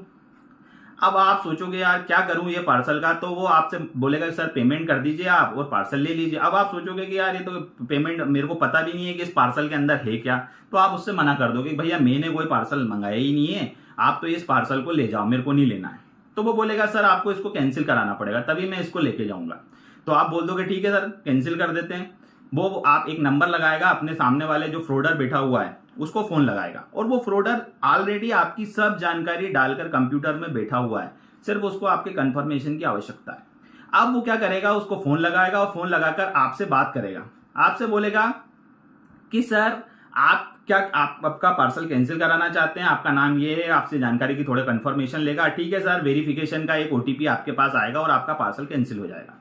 जैसे आप उससे बात करते रहेंगे आपके पास एक ओटीपी आ जाएगा आप वो क्या करोगे, वो ओटीपी उस व्यक्ति को दे दोगे। आप सोच रहे हो कि आप पार्सल कैंसिल करा रहे हो, जबकि वो आपका पार्सल कैंसिल नहीं हो रहा है, वो आपके खाते से पैसे ट्रांसफर किए जा रहे हैं। और जैसे ही वो ओटीपी आप उसको बताएंगे, वो जो व्यक्ति पार्सल लेके आया है वो व्यक्ति क्या करेगा, अपनी गाड़ी उठाएगा और निकल जाएगा। और आप जैसे अपने घर में जाएंगे, आपके पास मैसेज आना चालू हो जाएगा कि आपके खाते से पैसे कट गए। मतलब उस व्यक्ति ने ओटीपी के माध्यम से आपसे ओटीपी लेकर आपके खाते से पैसे ट्रांसफर कर दिए। तो यहाँ पर मैं यही कहूंगा, इस तरीके का कोई भी कोरियर आपके घर पर आता है या पार्सल आपके घर पर आता है तो उसको आप मत लीजिए। नहीं लेने के साथ साथ आपको उसको कैंसिल भी नहीं कराना है। अगर आप नहीं भी कैंसिल कराएंगे तब भी वो ऑटोमेटिक कैंसिल हो जाएगा। 8 दिन के बाद जो भी उसकी ड्यूरेशन है, उस ड्यूरेशन के बाद अगर आप नहीं लेंगे तो वो ऑटोमेटिक कैंसिल हो जाता है। और इस टाइप का अगर ओटीपी मांग रहा है तो बिल्कुल भी आपको अननोन व्यक्ति को ओटीपी अपना नहीं बताना है। और जो मैसेज आया उसको जरूर पढ़िए कि ये ओटीपी आया किस चीज के लिए है। आपको वो देखेंगे वो बैंक का ओटीपी होता है और आप सोचते हो कि ये कंपनी का ओटीपी है, और इस चीज का फायदा यहाँ पर फ्रॉडर उठा रहे हैं। तो आपको इस तरीके के फ्रॉड से बचना चाहिए। नेक्स्ट है नकली शॉपिंग वेबसाइट। सर, नकली शॉपिंग वेबसाइट होती क्या है, आज के समय में हम लोग दिन प्रतिदिन ऑनलाइन शॉपिंग कर ही रहे हैं। ऑनलाइन शॉपिंग करते हैं तो इनकी मिलती जुलती वेबसाइट बना ली जाती है, और मिलती जुलती वेबसाइट के ऊपर कुछ आकर्षण उपहार दिखा दिए जाते हैं या डिस्काउंट दिखा दिए जाते हैं। उन डिस्काउंट के लालच में हम उन वेबसाइट के ऊपर क्लिक कर देते हैं, और क्लिक करने के बाद जब हम उनसे सामान परचेस कर लेते हैं तो वो सामान परचेस करने के बाद वो सामान हमारे घर कभी नहीं आता है, उल्टा हमारे साथ फ्रॉड हो जाता है और हमारे जो भी अमाउंट हमने पे किया है वो हमारा चला जाता है। अब होता कैसे, एक्चुअल में होता क्या है कि इस टाइप के जो फ्रॉड होते हैं उनमें जो फेमस वेबसाइट होती है, जैसे फ्लिपकार्ट हुआ, अमेजन हुआ, इनकी मिलती जुलती वेबसाइट यहाँ पर बनाई जाती है। देखिए आप सामने आपको दिख रहा होगा कि ये जो वेबसाइट्स हैं, ये फ्लिपकार्ट का नाम लिखा हुआ है, लेकिन ये एक्चुअल में फ्लिपकार्ट नहीं है। आप अगर इनकी यूआरएल को ध्यान से देखेंगे तो ये आपको लग जाएगा कि यूआरएल का है कि today special offer dot online, big sales xyz.com। यहाँ कहीं पर भी फ्लिपकार्ट नहीं लिखा, बस सिर्फ उन्होंने लोगो में यहाँ पर फ्लिपकार्ट लगा दिया है। तो आपको हमेशा ध्यान रखना है कि जब भी इस टाइप की जो वेबसाइट होती है उनकी यूआरएल को अच्छे से जांचें। जो ये यूआरएल होती है इनकी, उनमें उनका नाम होता ही नहीं है, अगर नाम होगा भी तो वो गलत स्पेलिंग लिखी होगी। ये जैसे कि यहाँ पर देखिए, ये जो अमेजोन लिखा हुआ है और ये अमेजोन लिखा हुआ है, इन दोनों अमेजोन में आप देखेंगे तो यहाँ अमेजोन की स्पेलिंग में एक ही जगह ई कर दिया है, जबकि ओरिजिनल अमेजोन अमेजोन यहाँ पर है। तो हम जल्दी जल्दी में ऑनलाइन शॉपिंग करते हैं और इस तरीके की लूप होल में चले जाते हैं, लूप होल का फायदा उठा लेते हैं वो व्यक्ति और हम यहाँ पर पेमेंट कर देते हैं। दूसरी चीज, इस टाइप की जो वेबसाइट होती है HTTP सिक्योर नहीं होती है। नकली वेबसाइटों के आगे HTTP रहेगा, लेकिन एस उनमें नहीं रहेगा। ओनली जो जेन्युइन वेबसाइट होती है उनके ऊपर HTTPS और लॉक का निशान हमेशा दिखाई देता है। तो आप समझिए ये सही वेबसाइट है। और एक चीज और कहूंगा कि आप गूगल पे जाके डायरेक्ट किसी से पेमेंट जो सामान है परचेस ना करिए। इससे अपेक्षा अच्छी बात ये होगी कि आप प्ले स्टोर से जाकर उस कंपनी का प्रॉपर ऐप इंस्टॉल करें और उसके माध्यम से ही आप क्या करें, सामान खरीदें। OLX fraud. OLX को आप सभी लोग जानते हो, पुराना सामान खरीदिए, पुराना सामान बेचिए। यहाँ पर भी आज के समय में बहुत तेजी से फ्रॉड हो रहा है। यहाँ पर व्यक्ति सामान खरीदता है तो फ्रॉड का शिकार हो सकता है, सामान बेच रहा है तो भी फ्रॉड का शिकार हो सकता है। अब यहाँ पर दो तरीके से फ्रॉड का शिकार कैसे हो सकते हैं। फॉर एग्जाम्पल, जैसे आप कोई टीवी है आपके घर में, आपने सोचा कि इस टीवी को हम बेच देते हैं। आपने एक टीवी खरीदी, 32 इंच MI की टीवी थी, आपने खरीदी 1 साल पहले, और वो आपके घर में छोटी लग रही है, आप सोच रहे बड़ी टीवी खरीद लेते हैं, आप उसको बेचना चाहते हैं। तो आपने एक अपनी टीवी का फोटो खींचा और उसके नीचे प्राइस लिख दिया, 13,000 की टीवी आप 7,000 रुपए में बेच रहे हैं, और आप अपना मोबाइल नंबर डाल दिया। अब साइबर फ्रॉडर यहाँ पर आपको फिर कॉल करेगा, वो आपका एड देखेगा और आपका नंबर लगाएगा, आपसे बोलेगा कि सर मैं आपकी ये टीवी खरीदना चाहता हूँ, आपकी टीवी मेरे को बहुत अच्छी लगी और ये टीवी मैं खरीदना चाहता हूँ। आप 7,000 रुपए में इस टीवी को खरीद बेच रहे हैं, तो मैं 7,000 रुपए देके आपसे ये टीवी खरीदूंगा। आप बोलोगे बिल्कुल सर खरीद लीजिए, लेकिन वो आपसे यहाँ पर बातें बनाएगा, आपसे बोलेगा सर एक्चुअल में अभी इस सिटी में हूँ नहीं, मैं आउट ऑफ टाउन हूँ। दूसरे किसी शहर का नाम बता देगा, आपके आसपास के शहर का नाम बता देगा और बोलेगा कि सर मैं 2 दिन बाद यहाँ पर आऊंगा, तब आपसे टीवी ले लूंगा, लेकिन तब तक आप इस टीवी को किसी को बेचिएगा मत। अब आप बोलोगे कि नहीं सर ऐसा नहीं हो सकता, कोई व्यक्ति दूसरा हमारे पास आ जाएगा ऑफर लेकर तो हम उसको बेच देंगे। तो वो बोलेगा नहीं सर ऐसा मत करिए, मैं ये टीवी खरीदना चाहता हूँ, जेन्युइनली खरीदना चाहता हूँ, मेरे को बहुत पसंद आ गई है, मैं ले लूंगा। तो आप बोलोगे, वो बोलेगा ठीक है सर हम एक रास्ता निकालते हैं, ऐसा करते हैं आधे पैसे मैं आज आपको ऑनलाइन ट्रांसफर कर देता हूँ और फिर 2 दिन बाद सिटी में आऊंगा, तब आपकी टीवी लूंगा और उसके बचे हुआ अमाउंट देकर आपसे वो टीवी ले जाऊंगा। आप उसकी बात में आ जाओगे। वो वही काम करेगा, वो आपको एक QR कोड भेज देगा। वो बोलेगा सर मैंने 3,000 रुपए का QR कोड आपको भेजा है, आप इसको स्कैन कर लीजिए, 3,000 रुपये का पेमेंट आपके खाते में हो जाएगा। अब यहाँ पर वापस वो QR कोड वाला जो स्कैम मैंने आपको बताया था, वही स्कैम आपके साथ होगा। आप उस QR कोड को स्कैन करोगे और अपना पिन डालोगे, 3,000 रुपये आपके खाते से कटेंगे, सामने वाले के खाते में चले जाएंगे। तो यहाँ पर ध्यान रखना है कि QR कोड स्कैन करके पेमेंट कभी नहीं आता है। दूसरी चीज, जब आप यहाँ पर सामान खरीदने जाओगे तो भी फ्रॉड हो सकता है। यहाँ पर या दूसरी वेबसाइट के ऊपर बहुत बार क्या होता है कि एक ऐड डला रहता है जिसमें कुछ सामान होता है, वो सामान का कुछ अमाउंट लिखा होता है और वो बोलता है कि सर हम मिलिट्री से हैं, या किसी भी ऑर्गेनाइजेशन का नाम वो वहाँ पर ले लेता है और आपसे बोलता है कि मेरा ट्रांसफर हो गया है, यहाँ से मैं वहाँ जा रहा हूँ, तो मैं अपना पूरा सामान बेच रहा हूँ। आप अगर ये सामान खरीदना चाहते हैं तो इस नंबर पर कॉल करिए। अब आप उस नंबर पे कॉल करते हो तो सामने वाला व्यक्ति आपसे बात करेगा, बिल्कुल आप पर ट्रस्ट बनाएगा। ठीक है सर, मैं आपको सामान दे दूंगा, आपके घर आप जब सामान पूरा आ जाएगा तब आप हमको पेमेंट करिएगा। मतलब वो आपसे सामान का पेमेंट पहले मांगेगा ही नहीं। वो बोलेगा कि सर ये फ्रिज, कूलर, टीवी जो भी आप खरीद रहे हैं पहले आपके घर आ जाए। जब वो घर आ जाएगा उसके बाद आप उसको इस्तेमाल कर लीजिएगा और उसके बाद मेरे को पेमेंट करिएगा। आप खुश हो जाते हो कि यार कितनी अच्छी बात है कि कोई व्यक्ति सामान भी भेज रहा है, पैसे भी नहीं ले रहा है और कह रहा है कि इस्तेमाल कर लेना, उसके बाद पेमेंट दे देना। ठीक है, वो कहता है ठीक है सर, मैं 1-2 दिन में आपके यहाँ पर आपका पता ले लेगा। वो आपके पता लेने के बाद वो 2 दिन तक आपको कॉल नहीं लगाएगा।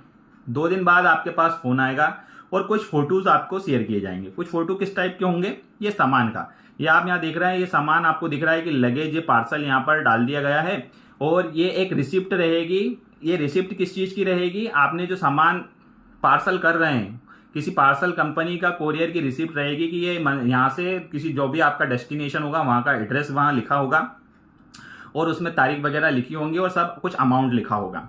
अब उसके साथ वो कुछ आईडीज आपको शेयर कर देगा कि सर मैं इस ऑर्गेनाइजेशन में हूँ, मेरी ये आईडी है, ये सब चीजें आपको भेज दी जाएंगी। अब आप ट्रस्ट बना लेंगे, ठीक है आप बोल देंगे, लेकिन वो बोलेगा कि सर एक परेशानी आ रही है। परेशानी क्या? आप बोलोगे क्या परेशानी आ रही है? तो वो बोलेगा कि सर एक्चुअल में जो ये सामान पार्सल कंपनी से मैंने किया है, उनसे मैंने बोला है कि जब आप ये सामान, क्योंकि ये ट्रांसपोर्ट का चार्ज आपको देना है, तो मैंने इनसे बोला है कि जो ये सामान जब इनके डेस्टिनेशन पे पहुंच जाएगा, इस पते पे पहुंच जाएगा, तो जो व्यक्ति लेने आएगा वो आपको पेमेंट कर देगा। लेकिन ये जो भाई साहब है मान ही नहीं रहे हैं, ये मांग रहे हैं कि पेमेंट तो आपको पहले करना पड़ेगा। अगर आप पहले पेमेंट नहीं करोगे तो हम आपका सामान नहीं पहुंचाएंगे। तो वो आपसे बोलेगा कि ऐसा करिए भाई साहब, आप ही इनसे बात कर लीजिए, पहले देना या बाद में देना, आप जैसा आपको डिसाइड करना है वैसा आप डिसाइड कर लीजिए। उसके हिसाब से ये यहाँ से कोरियर चला जाएगा और आप मेरे को बता दीजिएगा। वो एक नंबर देगा, आप उस नंबर पे फोन लगाएंगे। फोन लगाने के बाद वो पार्सल कंपनी वाला जो उसी का ही मित्र है वो आपसे बात करेगा और बोलेगा कि सर आपका ये सामान यहाँ से वहां तक ट्रांसपोर्ट होने का चार्ज 10,000 रुपये लग रहा है, ये 10,000 रुपये आपको पहले ही जमा करने पड़ेंगे। आप बोलोगे सर बाद में जमा कर देंगे, सामान लेने आएंगे तब जमा कर देंगे। वो व्यक्ति बिल्कुल भी नहीं मानेगा। वो बोलेगा आपका सामान यहाँ से उठवा लीजिए, मैं यहाँ से बिना पेमेंट के नहीं भेज सकता।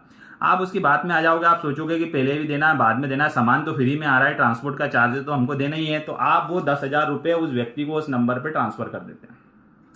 जैसे ही आप उस व्यक्ति को नंबर पे ट्रांसफर करते हो, फिर आप इंतजार करने लगते हो कि 1-2 दिन में आपका सामान आ जाएगा, लेकिन कोई भी सामान आपके घर पे नहीं आता है। यहाँ पर फिर आप फ्रॉड का शिकार बन जाते हो और वो व्यक्ति आपके, जो कि वो दोनों व्यक्ति मिले हुए थे, इस तरीके का कोई सामान नहीं था, इस तरीके का कोई भी रिसिप्ट नहीं है। ये सब चीजें आपके साथ फ्रॉड करने के लिए इस्तेमाल की गई। तो आपको अगर इस टाइप का कोई मैसेज करता है, इस टाइप का कोई फ्रॉड करने की कोशिश करता है, तो इससे बचने का आसान तरीका यही है कि आप इन फोटो को रिवर्स गूगल पे जाकर रिवर्स इमेज करके सर्च कर लें। गूगल पे जब आप इन फोटो को डालेंगे, रिवर्स इमेज पे डालेंगे, तो ये दिखा देगा कि ये कितनी वेबसाइट पर ये फोटो डाला हुआ और कितने लोगों ने उसको डाउनलोड किया हुआ है। तो आपको वहां से सही समझ में आ जाएगा कि ये ओरिजिनल फोटो नहीं है, नकली फोटो है और ये कोई भी हमसे फ्रॉड करने के लिए इस्तेमाल किया जा रहा है। तो गूगल पर रिवर्स इमेज सर्च पे जाकर आप इन फोटो को सर्च करेंगे तो ये फोटो आपको डेफिनेटली वहां पर मिल जाएंगे और आपको पता लग जाएगा कि ये व्यक्ति आपके साथ फ्रॉड कर रहा है। SMS फ्रॉड, ये वाला फ्रॉड आज के समय में बहुत ज्यादा लोगों के साथ हो रहा है, जिसमें एक मैसेज आता है, dear customer, your electricity power will be disconnected tonight 9:30 PM from electricity office because your previous month bill was not update, please immediately contact with our electricity officer. एक नंबर आपको यहाँ पर दे दिया जाएगा। आप सोचेंगे कि हमने तो हमारा बिजली का बिल भर दिया है, कैसे हमारी लाइट आज रात को काट देंगे ये, तो आप उस नंबर पे फोन लगा देते हो। उस नंबर पे जब आप फोन लगाओगे तो वो व्यक्ति आपसे कहेगा कि मैडम आपने जो बिल भरा है या सर आपने जो बिल भरा हुआ है वो बिल हमारे यहाँ अपडेट नहीं हुआ है, जिसकी वजह से आपकी लाइट हम आज रात को काट देंगे। आप बोलोगे कि सर हमने कर दिया है, आपसे वो आपकी तारीख पूछेगा, डिटेल मांगेगा, आप डिटेल दोगे, वो कहेगा इस तरीके का कोई ट्रांजेक्शन नहीं दिख रहा है। वो बोलेगा सर आप 10 रुपये की फीस जमा कर दीजिए, हमको 10 रुपये की फीस के एवज में हम आपका यहाँ पर अकाउंट अपडेट कर देंगे, और जो जिस नंबर से आपने जैसे पहले ट्रांजेक्शन किया था वैसे ही आप 10 रुपये का ट्रांजेक्शन करिएगा। तो उससे हो सकता है कि जो आपका ट्रांजेक्शन अटका हुआ है, दिख नहीं रहा है, शो नहीं हो रहा है, तो वो ट्रांजेक्शन हमको दिखने लग जाएगा। अब इसके लिए यहाँ पर करेगा क्या, उसके लिए वो आपसे एक ऐप इंस्टॉल कराएगा। ऐप कौन से होते हैं? Remote app. रिमोट ऐप जैसे टीम व्यूवर, क्विक रिस्पॉन्स, ये आपसे पहले इंस्टॉल करने के लिए कहेगा। जब आप उसको इंस्टॉल कर लेंगे और 10 रुपये ट्रांसफर कर देंगे, उसके बाद आप देखेंगे कि थोड़ी देर बाद आपके पास SMS आएंगे कि आपके खाते में जितने पैसे थे वो सब ट्रांसफर हो गए हैं। तो यहाँ पर उस व्यक्ति ने आपसे क्या किया, आपके साथ उसने 10 रुपये के नाम पर आपने पहले उसने आपसे जो रिमोट वाले ऐप है वो इंस्टॉल कराया। उनका काम एक्चुअल में होता क्या है, वो आपके मोबाइल की स्क्रीन को दूसरे मोबाइल या कंप्यूटर के ऊपर ट्रांसफर कर देते हैं। जब आप अपना 10 रुपये का ट्रांजेक्शन कर रहे होते हैं तो उसकी पूरी जो डिटेल होती है वो उस व्यक्ति को अपने मोबाइल में दिखने लग जाती है, और वो आपके मोबाइल का एक्सेस पूरा ले लेता है और उसके माध्यम से आपके पूरे क्रेडेंशियल जान लेता है और फिर आपके खाते से खुद ही पैसे ट्रांसफर कर लेता है। आपने लगा आपने 10 रुपये ट्रांसफर करें, लेकिन वो उसके बाद आपके क्रेडेंशियल को जानकर आपके खाते से बहुत सारे पैसे, जितने भी पैसे आपके हैं, वो ट्रांसफर कर लेता है। तो यहाँ पर ध्यान रखना है, किसी अननोन व्यक्ति द्वारा यदि आपको इस टाइप के कोई ऐप इंस्टॉल करने के लिए कहा जाता है तो बिल्कुल भी इंस्टॉल नहीं करना। मैं आपको आगे बताऊंगा कि किस तरीके से इस टाइप का ऐप का इस्तेमाल किया जाता है। साइबर स्टॉकिंग क्या होता है? साइबर स्टॉकिंग बेसिकली कहने का मतलब ये है कि आपके सोशल मीडिया अकाउंट्स के ऊपर आपकी जो पर्सनल जानकारियां जो आप शेयर करते हो उनको देखकर आपका पीछा करना, आपको परेशान करना, आपको किसी भी तरीके से नुकसान पहुंचाना साइबर स्टॉकिंग कहलाता है। तो यहाँ पर बचने का सबसे आसान तरीका यही है कि हमें हमारी पर्सनल इंफॉर्मेशन के फोटो, वीडियो, हमारी करंट लोकेशन, फ्यूचर लोकेशन की जानकारी बिल्कुल भी सोशल मीडिया अकाउंट पर नहीं डालनी है। मीन्स कहने का मतलब हम कहीं घूमने जा रहे हैं तो घूमने जाने की जानकारी ये नहीं डालें कि आज हम यहाँ पर घूमने जा रहे हैं, या आज के समय में हम यहाँ हैं, कल हम वहाँ होंगे, परसों हम यहाँ होंगे। मतलब हमारा पूरा टूर हमको सोशल मीडिया अकाउंट के ऊपर डिस्क्राइब नहीं करना है, क्योंकि हो सकता है कोई व्यक्ति हमारी जानकारी रख रहा हो, वो हमारे पीछे पीछे हमको परेशान करने आ सकता है। दूसरी चीज़ ये हो सकती है कि लोकल में कोई व्यक्ति है, वो आपके घर के ऊपर नज़र रखे हुए है, उसने देख लिया कि आप लोग तो घर पर कोई हो नहीं, वो आपके घर पर चोरी भी कर सकते हैं। आपके घर आएंगे, आपके घर से सामान चोरी करके ले जाएंगे। तो आप कहीं घूमने जा रहे हैं, फोटो शेयर करें, लेकिन जब आप उस टूर को पूरा करके आ जाएं उसके बाद ही अपनी अपने घूमने के फोटो सोशल मीडिया अकाउंट के ऊपर डालें, जिससे कि आप इस तरीके के फ्रॉड से बच सकते हैं। Honey trap. हनी ट्रैप आज के समय में होने वाला सबसे लेटेस्ट और बहुत तेजी से लोगों के साथ इस तरीके का अपराध हो रहा है, और ये अपराध इस खतरनाक होता है कि कोई भी व्यक्ति इसके बारे में किसी दूसरे व्यक्ति को बिल्कुल भी नहीं बताता है, और इस तरीके के अपराध में शिकार हो जाता है और परेशान होता रहता है। एक्चुअल में होता क्या है, इसमें वीडियो कॉल के माध्यम से आपकी रिकॉर्डिंग कर ली जाती है। रिकॉर्डिंग करने के बाद उस रिकॉर्डिंग के एवज में आपसे पैसे की डिमांड की जाती है। अब ये पूरा होता क्या है फ्रॉड में, आपको यहाँ पर समझाता हूँ। देखने में आपको लगेगा फैंटेसी दुनिया आपको ऐसी दिखाई देगी, लेकिन रियलिटी उसकी कुछ और ही होती है। इसको बोलते हैं सेक्सटॉर्शन। यहाँ पर 54% लोग इस तरीके के फ्रॉड में सोशल नेटवर्किंग अकाउंट के माध्यम से फंस जाते हैं, 9% लोग डेटिंग एप्स के माध्यम से, और 41% लोग मैसेजिंग एप्स के माध्यम से फंसते हैं, और 4% लोग गेमिंग प्लेटफॉर्म के माध्यम से यहाँ पर फंसते हैं। यहाँ पर होता क्या है, साइबर फ्रॉडर जो रहता है, कोई महिला भी हो सकती है, कोई पुरुष भी हो सकता है। एक महिला के नाम से वो यहाँ पर एक FB अकाउंट या सोशल मीडिया अकाउंट यहाँ पर बनाया जाता है, और उसके बाद वो रिक्वेस्ट आपको यहाँ पर सेंड कर दी जाती है। ये विक्टिम के रूप में आप मान लीजिए आप हैं, आपके पास ये रिक्वेस्ट आई फेसबुक के माध्यम से, इंस्टाग्राम के माध्यम से या व्हाट्सएप के माध्यम से रिक्वेस्ट आपके पास आ गई है। आपने सोचा महिला मित्र है और सोचकर आपने रिक्वेस्ट एक्सेप्ट कर ली। रिक्वेस्ट एक्सेप्ट करने के बाद होगा क्या, वो व्यक्ति आपके जितने भी मिलने वाले हैं वो आपके सोशल मीडिया अकाउंट से देखेगा और उनके पास भी उन रिक्वेस्ट को शेयर कर देगा। आपके मिलने वाले जो फ्रेंड है वो सोचेंगे कि आपका कोई फ्रेंड है, तो वो भी उसकी फ्रेंड रिक्वेस्ट को एक्सेप्ट कर लेंगे, क्योंकि इसमें म्यूचुअल फ्रेंड आप दिखाई देंगे। अब होगा क्या, आपसे यहाँ पर बातें की जाएंगी, आप बातें करेंगे, बातें करने के बाद वीडियो नंबर एक्सचेंज की बात की जाएगी या वीडियो कॉल करने की बात की जाएगी। जब आप वीडियो कॉल करेंगे यहाँ पर, तो जैसे ही वीडियो कॉल आपने यहाँ से उठाया, एक वीडियो नेक्ड वीडियो उधर से चला दिया जाएगा, या कोई नेक्ड महिला रहेगी उसके साथ आपका एक वीडियो यहाँ पर कैप्चर कर लिया जाएगा।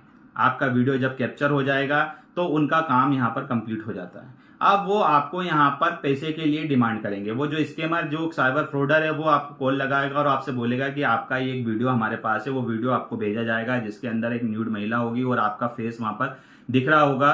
वो कैप्चर करने के बाद आपसे बोलेगा इसको हम सोशल मीडिया अकाउंट पे शेयर कर देंगे। या आपके मिलने वाले जो फ्रेंड है, जो म्यूचुअल फ्रेंड आप लोग दिख रहे थे, उनको नाम बताएंगे कि इनको हम सब ये फॉरवर्ड करने वाले हैं।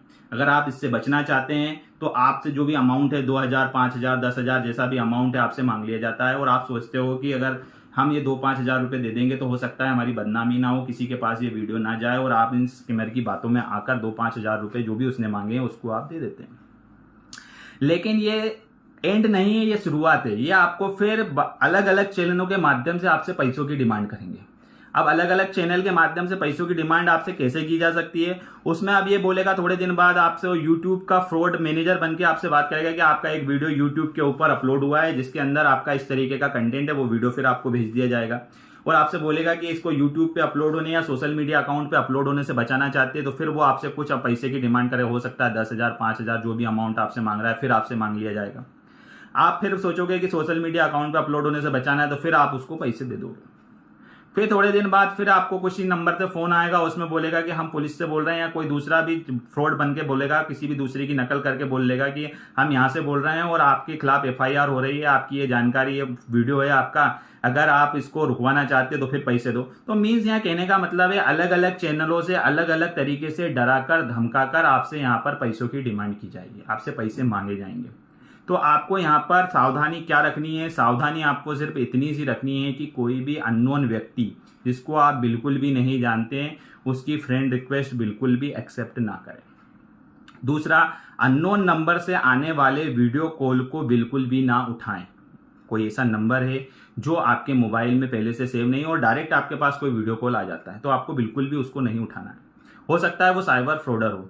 तो आप, अगर आपको लग रहा है कि उठाना ही है तो आपको 2 सावधानियां रखनी है। एक तो कैमरे को बैक कर दो फिर उसको उठाइए, या आपका जो कैमरा है उसको रिकॉर्डिंग स्टॉप कर दीजिए, उस पर अंगूठा रख लीजिए और उसके बाद उस वीडियो कॉल को उठाइए, या उसके ऊपर कुछ ऐसी चीज लगा दीजिए जिससे कि आपका फेस कैप्चर ना हो। तो आप इस टाइप के फ्रॉड से बच सकते हैं।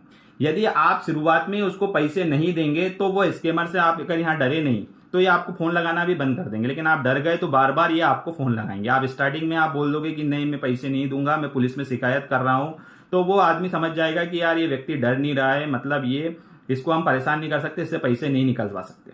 तो आप अगर इस टाइप के फ्रॉड में फंस जाते हैं तो आपको इसकी शिकायत बिल्कुल पुलिस में करनी है। साइबर क्राइम में, साइबर सेल के अंदर आप जाकर अपनी शिकायत दर्ज करा सकते हैं। एक वेबसाइट है cyber.gov.in, इसके ऊपर जाकर आप अपनी कंप्लेंट घर बैठे रजिस्टर्ड कर सकते हैं और जो भी नंबर से कॉल आ रहा है उस नंबर को आप उस पोर्टल के ऊपर बता देंगे तो वो उस नंबर को ट्रेस करने की कोशिश की जाएगी और आपको जो परेशान करने की कोशिश कर रहे हैं वो फोन आने आपको बंद हो जाएंगे। तो इस चीज का ध्यान आप यहाँ पर रखिएगा। ई सिम फ्रॉड या सिम अपग्रेड फ्रॉड, ये अभी थोड़ा लेटेस्ट फ्रॉड आज के समय में चल रहा है। ई सिम फ्रॉड और सिम अपग्रेड फ्रॉड होता क्या है? पहले सिम अपग्रेड की हम बात करते हैं फिर ई सिम की बात करें। सिम अपग्रेड का मतलब है कि पहले हमारे पास सिम 3G थी, आज के समय में 4G सिम हम चला रहे हैं। तो दोनों में अंतर क्या आया था? नेटवर्क हमारा जो था, इंटरनेट चलने की जो स्पीड थी वो तेज हो गई थी। अब अभी क्या हो रहा है कि अब टेक्नोलॉजी 5G पे अपग्रेड हो गई है और हमारे पास सिम 4G है। तो यहाँ पर फिर फ्रॉडर आपको फोन लगाकर बोलेगा कि सर हम जियो से बोल रहे हैं, एयरटेल से बोल रहे हैं, या आपकी जो भी ऑपरेटर हैं उसका कस्टमर केयर बनकर आपको फोन लगाएगा और आपसे बोलेगा कि सर आपका जो सिम है, क्योंकि आज के समय में हर व्यक्ति जो नया मोबाइल खरीद रहा है वो 5G मोबाइल है, वो बोलेगा सर आपके पास जो मोबाइल है वो 5G है लेकिन आपके मोबाइल के अंदर जो सिम चल रही है वो 4G चल रही है और हमारी कंपनी 5G की फैसिलिटी दे रही है, तो आप आपके मोबाइल में 5G आपकी जो सिम है उसको 5G में अपग्रेड करा लीजिए। आपको पता ही है 3G से 4G में गया था तो इंटरनेट कितना तेजी से चला था, वैसा ही आप 5G में कन्वर्ट कराएंगे तो आपकी इंटरनेट की स्पीड बहुत तेजी से बढ़ जाएगी। आप उसकी बात में आ जाएंगे और उसके द्वारा जो बताई गई चीजें आप कर लेंगे, फिर आप यहाँ पर फ्रॉड का शिकार हो जाएंगे। तो कंपनी ऐसा कोई भी फोन अभी लगा नहीं रही है जिसके लिए आपसे अपग्रेड करने की बात की जाए। ये फ्रॉडर ही आप लोगों को फोन लगा रहे हैं, तो यहाँ पर इस तरीके के फोन कॉल से आपको बचना है। दूसरा होता है ई सिम फ्रॉड। ई सिम फ्रॉड क्या होता है? आज के समय में जो हम मोबाइल में सिम इस्तेमाल कर रहे हैं वो कौन सी है? Physical SIM. लेकिन आने वाली जो नेक्स्ट टेक्नोलॉजी है ई सिम है, जिसमें आपके मोबाइल के अंदर फिजिकल सिम नहीं रहेगी, एक वर्चुअल सिम आपके मोबाइल में इंस्टॉल कर दी जाएगी, उसके माध्यम से ही नेटवर्क आपके मोबाइल के अंदर रहेगा। अब वो कैसे होगा, उसके लिए कंपनी ने एक प्रक्रिया बना रखी है। वो प्रक्रिया क्या है, आपको अपने मोबाइल का जो नंबर है उससे एक कंपनी का जो पोर्ट नंबर है उसके ऊपर अपनी ईमेल आईडी डालकर सेंड करना है। जैसे आप ईमेल आईडी डालकर कंपनी की तरफ सेंड करेंगे तो कंपनी आपसे कुछ रिक्वेस्ट के बदले में कुछ रिस्पांस देगी, और रिस्पांस देने के बाद फिर वो आपको एक क्यूआर कोड सेंड कर देगी आपकी ईमेल आईडी के ऊपर। यहाँ पर डालनी किसकी ईमेल आईडी, आपको अपनी ईमेल आईडी डालनी है। तो आपकी ईमेल आईडी पर आपको एक क्यूआर कोड प्राप्त होगा। उस क्यूआर कोड को जब आप अपने मोबाइल की सेटिंग के अंदर mobile data add data plan scan QR code करेंगे तो आपकी ई सिम यहाँ पर चालू हो जाएगी और आपकी फिजिकल सिम बिल्कुल बंद हो जाएगी। ये ई सिम में कन्वर्ट करने की प्रक्रिया है। जब भी ई सिम में कन्वर्ट करेंगे तो ये प्रक्रिया हमको अपनानी पड़ेगी। लेकिन अभी इसकी जानकारी हमको नहीं है, तो इसका फायदा कौन उठा रहा है, फ्रॉडर इसका फायदा उठा रहे हैं। अब वो फायदा कैसे उठा रहे हैं वो मैं आपको बताता हूँ। ये जो क्रिमिनल है, साइबर फ्रॉडर है, ये आपके पास फोन लगाएगा, आपसे बोलेगा कि सर आपकी सिम, जो मैंने अभी बताया कि वो या तो सिम अपग्रेड के नाम पे आपसे बात करेगा या ई सिम में कन्वर्ट करने के नाम पर आपसे बात करेगा। वो आपसे बोलेगा सर आपकी सिम को ई सिम में कन्वर्ट कर दें, या आपकी सिम को अपग्रेड आप कराना चाहते हो, तो आप उसकी बातों में आएंगे और हाँ कर लेंगे।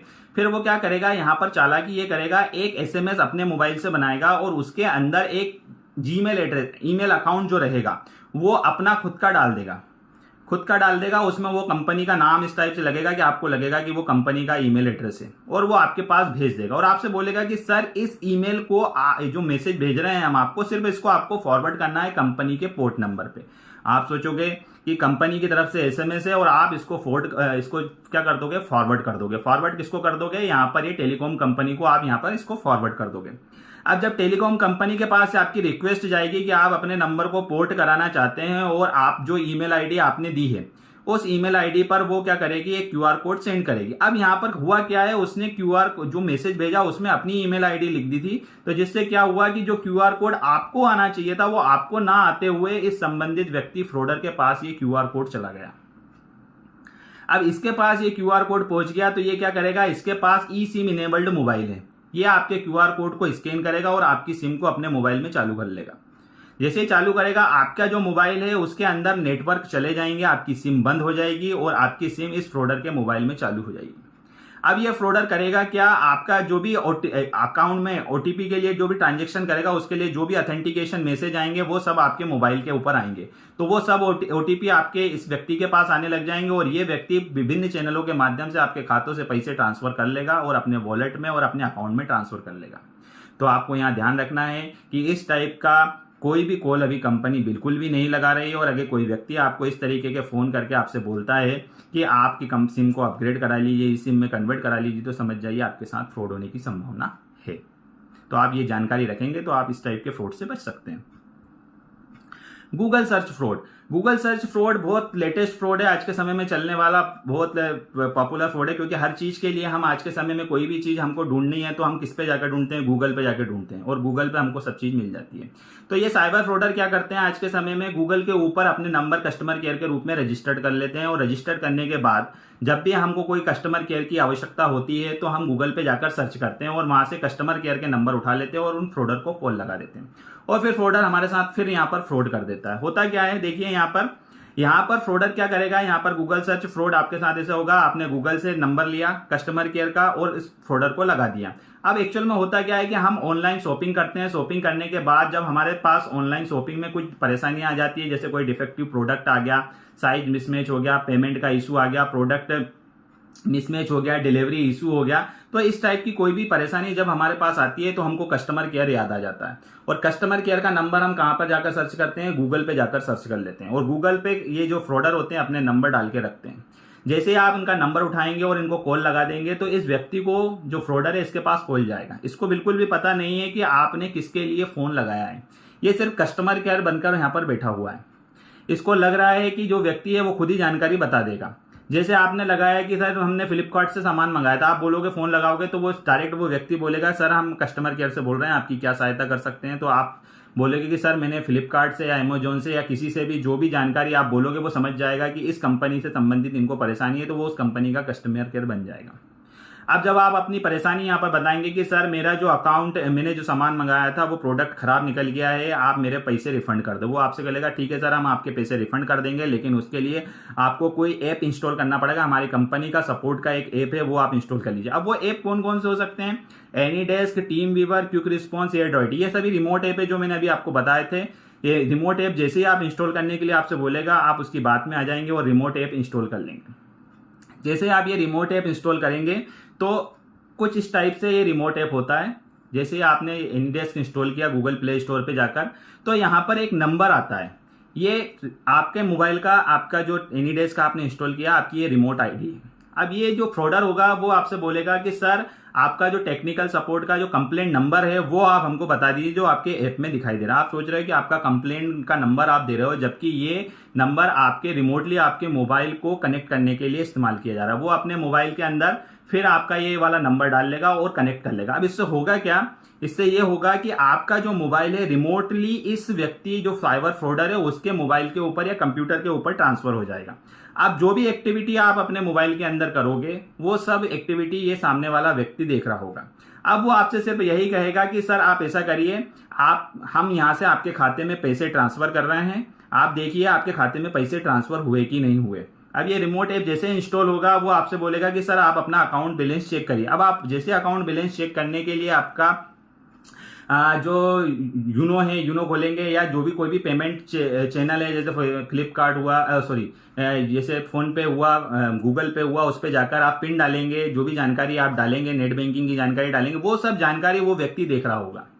देखने के बाद जैसे ही आप अपना बैलेंस चेक करेंगे वो अमाउंट देख लेगा कि आपके खाते में कितना अमाउंट है। फिर जैसे ही आप उसको बताएंगे कि अभी हमारे खाते में पैसे नहीं आए, तो वो बोलेगा सर देखिए 2 मिनट में आपके खाते में पैसे आ रहे हैं। वो वापस आपके मोबाइल में जाएगा, आपके पिन का इस्तेमाल करेगा और आपके पिन का इस्तेमाल करके आपके खाते से पैसे ट्रांसफर कर लेगा और आपके खाते के पूरे पैसे यहाँ पर ट्रांसफर हो जाएंगे। तो यहाँ पर यही मैं आपसे कहना चाहता हूँ कि यदि अननोन व्यक्ति, कोई भी व्यक्ति जिसको आप जानते नहीं है, उसके कहने पर बिल्कुल भी रिमोट ऐप इंस्टॉल ना करें। इंस्टॉल किया है तो बिल्कुल भी अपनी वर्चुअल आईडी जो रिमोट लॉगिन आईडी है वो किसी भी व्यक्ति के साथ शेयर ना करें। यदि आप शेयर करते हैं तो आपके मोबाइल का एक्सेस कोई भी व्यक्ति यहाँ ले सकता है और आपके साथ फ्रॉड करने की कोशिश कर सकता है। ऑनलाइन गेम आज के समय में बहुत सारे बच्चे खेल रहे हैं, बहुत सारे लोग खेलते हैं और ये आज के टाइम पे बहुत बड़ा टाइम पास का ऑप्शन बन चुका है। बहुत सारे लोग खेल रहे हैं, इसमें भी आज के समय में बच्चे यहाँ पर फंस जाते हैं, बच्चे फंसते हैं और आपके मोबाइल से, आपके फ़ोन पे, गूगल पे के माध्यम से पेमेंट आपके खाते से कटवा लेते हैं। तो ये होता कैसे मैं आपको बताता हूँ। ये जैसे एक ऑनलाइन गेम है फ्री फायर। इस फ्री फायर जो वर्चुअल वर्ल्ड का गेम है, इसके अंदर बहुत सारे बच्चे ये गेम खेलते हैं और गेम खेलने के साथ इस टाइप के फ्रॉड का शिकार हो जाते हैं। होता कैसे है मैं यहाँ पर बताता हूँ। यहाँ पर बहुत सारे फ्रॉडर लेवल, अलग अलग लेवल के होते हैं, जैसे ग्लोबल गेमर होते हैं, कुछ बिग गेमर होते हैं। और ये आपका बच्चा है जिसको ज़्यादा गेम के बारे में कोई नॉलेज नहीं है और ना इंटरनेट के बारे में ज़्यादा नॉलेज है, वो इनके साथ गेम खेलना चालू करता है। ये अपने दोस्तों के साथ गेम खेले तो कोई दिक्कत नहीं है, लेकिन जो साइबर फ्रॉडर हैं अगर ये आपके बच्चे को टारगेट कर लेते हैं तो ये इसका इस्तेमाल आपके अकाउंट से पैसे निकालने के लिए कर सकते हैं। अब वो करेंगे कैसे? जो ये बिग गेमर है जो यहाँ पर व्यक्ति दिखा रहा है, ये क्या करेगा, आपके बच्चे को टारगेट करेगा। आपका बच्चा यहाँ पर गेम खेलेगा तो उस बच्चे को यहाँ पर गेम में बार बार उसको हराएगा, डिस्ट्रॉय कर देगा। आपका बच्चा यहाँ पर डरने लग जाएगा कि यार मैं अब इसमें आगे ही नहीं बढ़ पा रहा हूँ। तो यही व्यक्ति फिर आपके बच्चे की हेल्प करेगा, या आपके बच्चे का दोस्त बन जाएगा कि चलो मैं आप तेरा दोस्त बनता हूँ, अब तेरे साथ मैं गेम खेलूंगा और तेरे को इस गेम में आगे बढ़ा के लेके जाऊंगा। आपका बच्चा सोचता है चलो अच्छा है, ये आपके बच्चे की पूरी हेल्प करेगा और आपके बच्चों को गेम में आगे बढ़ाने में मदद करता है। बढ़ता है उसका पूरा ट्रस्ट वो यहाँ पर ले लेता है। ट्रस्ट लेने के बाद फिर वो आपके बच्चों को कुछ लालच देता है, जिससे बोलते हैं hacks, diamond, virtual point, weapon, sweets, level ups, global game membership, इस टाइप के लालच आपके बच्चों को दे दिया जाता है। आपका बच्चा उसके लालच में आ जाता है और वो आपके बच्चे से बोलता है कि ठीक है इसके लिए कुछ पेमेंट करना पड़ेगा। तो वो आपके बच्चे को QR कोड भेज देता है, क्योंकि हमारे बच्चों को हमारे मोबाइल का जो पिन वगैरह होते हैं सब जानकारी उनके पास आज के समय में होती है। वो क्या करेगा, आपके बच्चे को QR कोड भेज देगा, जितने भी अमाउंट उसको आपके खाते से ट्रांसफर कराना है उतने का एक QR कोड आपके बच्चे को भेजेगा। आपका बच्चा QR कोड फोन पे, गूगल पे स्कैन करेगा और आपके खाते से उतना अमाउंट कट के उस साइबर फ्रॉडर के पास चला जाएगा।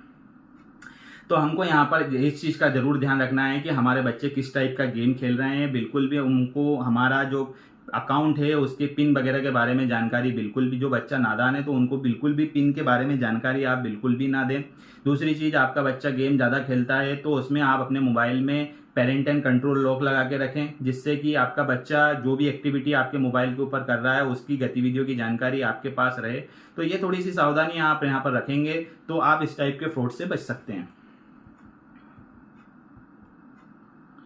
Job call letter data entry fraud, ये भी आज के समय में बहुत तेजी से चल रहा है। इसमें होता क्या है कि आपको घर बैठे काम करने का लालच दिया जाता है कि आप अपने घर पर काम करिए और घर बैठे 2000, 3000, 5000 रुपये बहुत आसानी से आप कमा लीजिए। इसके लिए आपको करना कुछ नहीं है, बस अपने मोबाइल पर हमारा ऐप इंस्टॉल करना है और इसकी जो भी वर्क हम आपको यहाँ पर देंगे उसको आप अपलोड करते रहिएगा और आपको पेमेंट मिल जाएगा। और यहाँ पर बहुत ज़्यादा धनराशि आपको देने का लालच दिया जाता है और आपके साथ कुछ एग्रीमेंट किया जाता है। क्या होता है यहाँ पर हाई सैलरी दिखाई जाती है, आपको हाई सैलरी दिखाने के लालच देकर आपसे रजिस्ट्रेशन करवा लिया जाता है। रजिस्ट्रेशन के नाम पर आपसे कुछ जानकारी, आपके पर्सनल डॉक्यूमेंट ले लिए जाते हैं, जिसमें आधार कार्ड होता है, पैन कार्ड होता है, आपके फोटो होता है, आपके सिग्नेचर होते हैं, ये सब चीज़ें जानकारी ले ली जाती है और उस जानकारी का इस्तेमाल एक फर्जी स्टाम्प पेपर, एक बॉन्ड बना लिया जाता है। उस बॉन्ड को आपको भेज दिया जाता है कि हमारे और आपके बीच में एक बॉन्ड हो गया है, अब आप हमारी कंपनी के एम्प्लॉय और हमारे साथ काम करिए। अब थोड़े दिन आप काम करते हैं, काम करने के बाद वो आपको बोलते हैं कि आप हमारी सॉफ्टवेयर की फीस जमा करवाइए, आप सिक्योरिटी डिपॉजिट करिए। इस तरीके से आपसे पैसे की डिमांड की जाने लगती है। जब आप पैसे देने से मना कर देते हैं, उनके द्वारा कही गई बातों को नहीं मानते हैं, तो वो आपको वो कॉन्ट्रैक्ट दिखाते हैं कि आपने हमारे साथ कॉन्ट्रैक्ट में दी गई शर्तों का उल्लंघन कर रहे हैं और इसके एवज में हम आपके ऊपर केस कर रहे हैं। उस केस के एवज में वो आपसे 50,000 रुपये उस टाइप के अमाउंट आपसे मांगने लगते हैं और अलग अलग व्यक्ति के नाम से आपको डराया जाता है। पुलिस वाले के नाम से डराया जाता है, वकील के नाम से डराया जाता है, जज साहब के नाम से आपको डराया जाता है और आपसे पैसे की डिमांड की जाती है। तो यहाँ पर आपसे यही कहूंगा कि यदि इस टाइप की किसी भी जॉब में आप जा रहे हो तो पहले उस कंपनी के बारे में अच्छे से जानकारी ले लें कि ये कंपनी सही है या गलत है। इसकी पूरी जानकारी आप बिल्कुल निकालें, तभी उस टाइप की कंपनी में ज्वाइन करें। दूसरी चीज, अगर आपको कॉन्ट्रैक्ट के नाम पे डराया धमकाया जा रहा है तो एक चीज मैं कहना चाहूंगा कि ऑनलाइन साइन किया हुआ, जो भी स्कैन किया हुआ जो आपके साइन है उसको स्कैन करके अगर किसी भी तरीके का कॉन्ट्रैक्ट बनाया जाता है तो आज के समय में बिल्कुल भी वो मान्य नहीं है। वो सिर्फ आपकी अज्ञानता का फायदा उठाकर आपको डरा रहे हैं, धमका रहे हैं और आपसे पैसे निकलवाने की कोशिश यहाँ पर कर रहे हैं। इस तरीके का कोई भी अगर फ्रॉड होता है, आपको इस परेशान किया जा रहा है, तो आप साइबर क्राइम में जाकर इसकी बिल्कुल शिकायत दर्ज करिए। आप अगर शिकायत दर्ज करेंगे तो आपको वो डराना धमकाना छोड़ देंगे। अगर आप नहीं करेंगे तो बिल्कुल ये आपको परेशान करेंगे। बिल्कुल cybercrime.gov.in पर जाकर आप अपनी कंप्लेंट ऑनलाइन घर बैठे भी यहाँ पर दर्ज कर सकते हैं। प्रोफाइल हैकिंग होती क्या है? बेसिकली आपका जो फेसबुक अकाउंट होता है, व्हाट्सएप अकाउंट होता है, वहां से आपकी फोटो ले ली जाती है और फोटो लेने के बाद एक आपके ही नाम से आपकी फोटो लगाकर एक अकाउंट बना लिया जाता है। फिर वो रिक्वेस्ट आपके मिलने वाले जितने भी फ्रेंड हैं उनके पास सेंड कर दी जाती है। सेंड करने के बाद वो आपके दोस्त बन जाएंगे और थोड़े दिनों बाद फिर वो आपसे मैसेज करेंगे कि यार मैं मुसीबत में हूँ, परेशानी में हूँ। मैसेंजर के ऊपर आपको मैसेज किया जाएगा, आपको फोन किया जाएगा, आपसे बोलेंगे कि परेशानी मुसीबत में हूँ, मुझे कुछ रुपयों की आवश्यकता है, तुम मुझे इस नंबर पे पैसे ट्रांसफर कर दो। आप सोचोगे कि आपका दोस्त है, परेशानी में है, मुसीबत में है और वो आपसे पैसे मांगेगा और आप सोचोगे आप अपने दोस्त की सहायता कर रहे हैं और आप उसको पेमेंट कर दोगे। पेमेंट करने के बाद आपको पता चलेगा, जब आप अपने मित्र से मिलेंगे तो आपको पता चलेगा कि आपके मित्र ने आपसे पैसे मांगे नहीं थे। कोई व्यक्ति ने उसके नाम से एक नकली प्रोफाइल बना ली है और उसके एवज में वो उसके जितने भी फ्रेंड है सबके साथ धोखाधड़ी कर रहा है। तो यहाँ पर मैं यही कहूंगा कि यदि कोई भी व्यक्ति आपसे किसी भी तरीके की पैसे की डिमांड इस तरीके से सोशल नेटवर्किंग प्लेटफॉर्म पे करता है तो उसको पहले वेरीफाई करिए। फोन लगाकर जिस भी व्यक्ति ने पैसे मांगे उसको फोन लगाकर बात करिए कि भैया तुम ही पैसे मांग रहे हो, अगर आप देना चाहते हैं तो, नहीं देना चाहते तो कोई बात ही नहीं है। अगर देना चाहते हैं तो पहले उसको बिल्कुल कंफर्म करिए, तभी उसी व्यक्ति को पैसे ट्रांसफर करिए। क्योंकि आज के समय में अननोन व्यक्ति घर पे आपके कॉल लगाता है और आपके परिचित के नाम से ही आपको पैसे की डिमांड करता है कि यहाँ पर इनको पैसे की आवश्यकता है, इनको पैसे की जरूरत है और आप वो पैसे दे देते हो, जबकि वो आपके मिलने वाले रिश्तेदार नहीं होते हैं, फ्रॉडर व्यक्ति होते हैं और वो आपसे पैसे ट्रांसफर करवा लेते हैं। तो इसी भी अननोन व्यक्ति को बिना जांच किए कभी भी पैसे ट्रांसफर ना करें।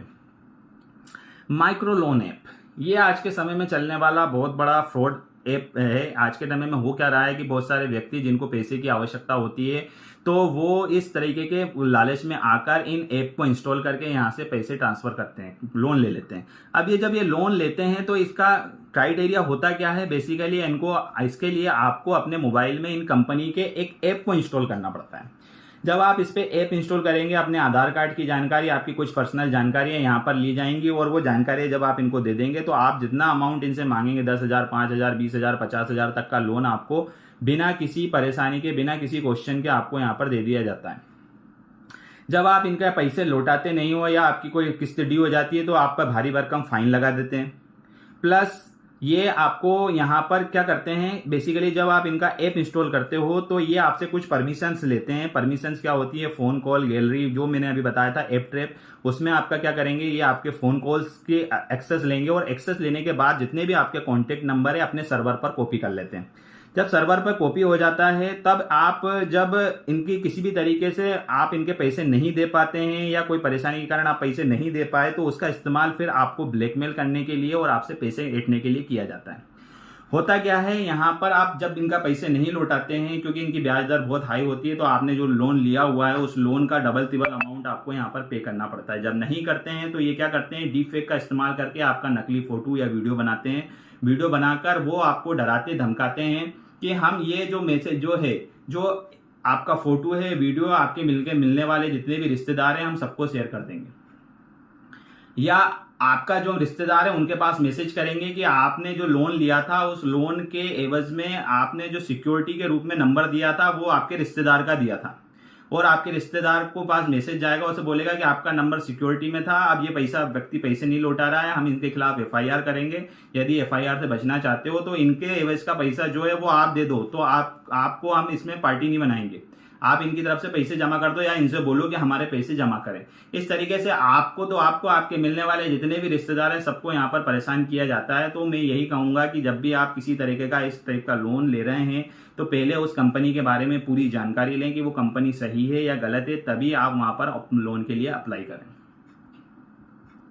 फोन चोरी, अगर आपका फोन किसी भी तरीके से चोरी हो जाता है, कहीं गिर जाता है, गुम हो जाता है, तो यदि आप अपने मोबाइल को ब्लॉक करना चाहते हैं तो आप अपने मोबाइल की एफआईआर दर्ज करा दें। एफआईआर दर्ज कराने के बाद एक गवर्नमेंट की वेबसाइट है जिसके माध्यम से आप बहुत आसानी से अपने चोरी हुए, गुमे हुए मोबाइल को ब्लॉक करवा सकते हैं। इसके लिए आपको जाना है https://cir.gov.in के ऊपर आप जाकर यहाँ पर ब्लॉक अनब्लॉक का एक ऑप्शन दिखाई देगा, इसके ऊपर आप क्लिक करके अपने मोबाइल नंबर को, कुछ जानकारियां वहां आपसे मांगेगा, आपकी एफआईआर नंबर मांगेगा, वो जानकारी आप यहाँ पर डाल देंगे तो आपका मोबाइल ब्लॉक हो जाएगा। जब यदि आपका मोबाइल मिल जाता है तो इसी वेबसाइट पे जाकर आप अपनी जानकारी डालकर अपने मोबाइल को अनब्लॉक करा सकते हैं।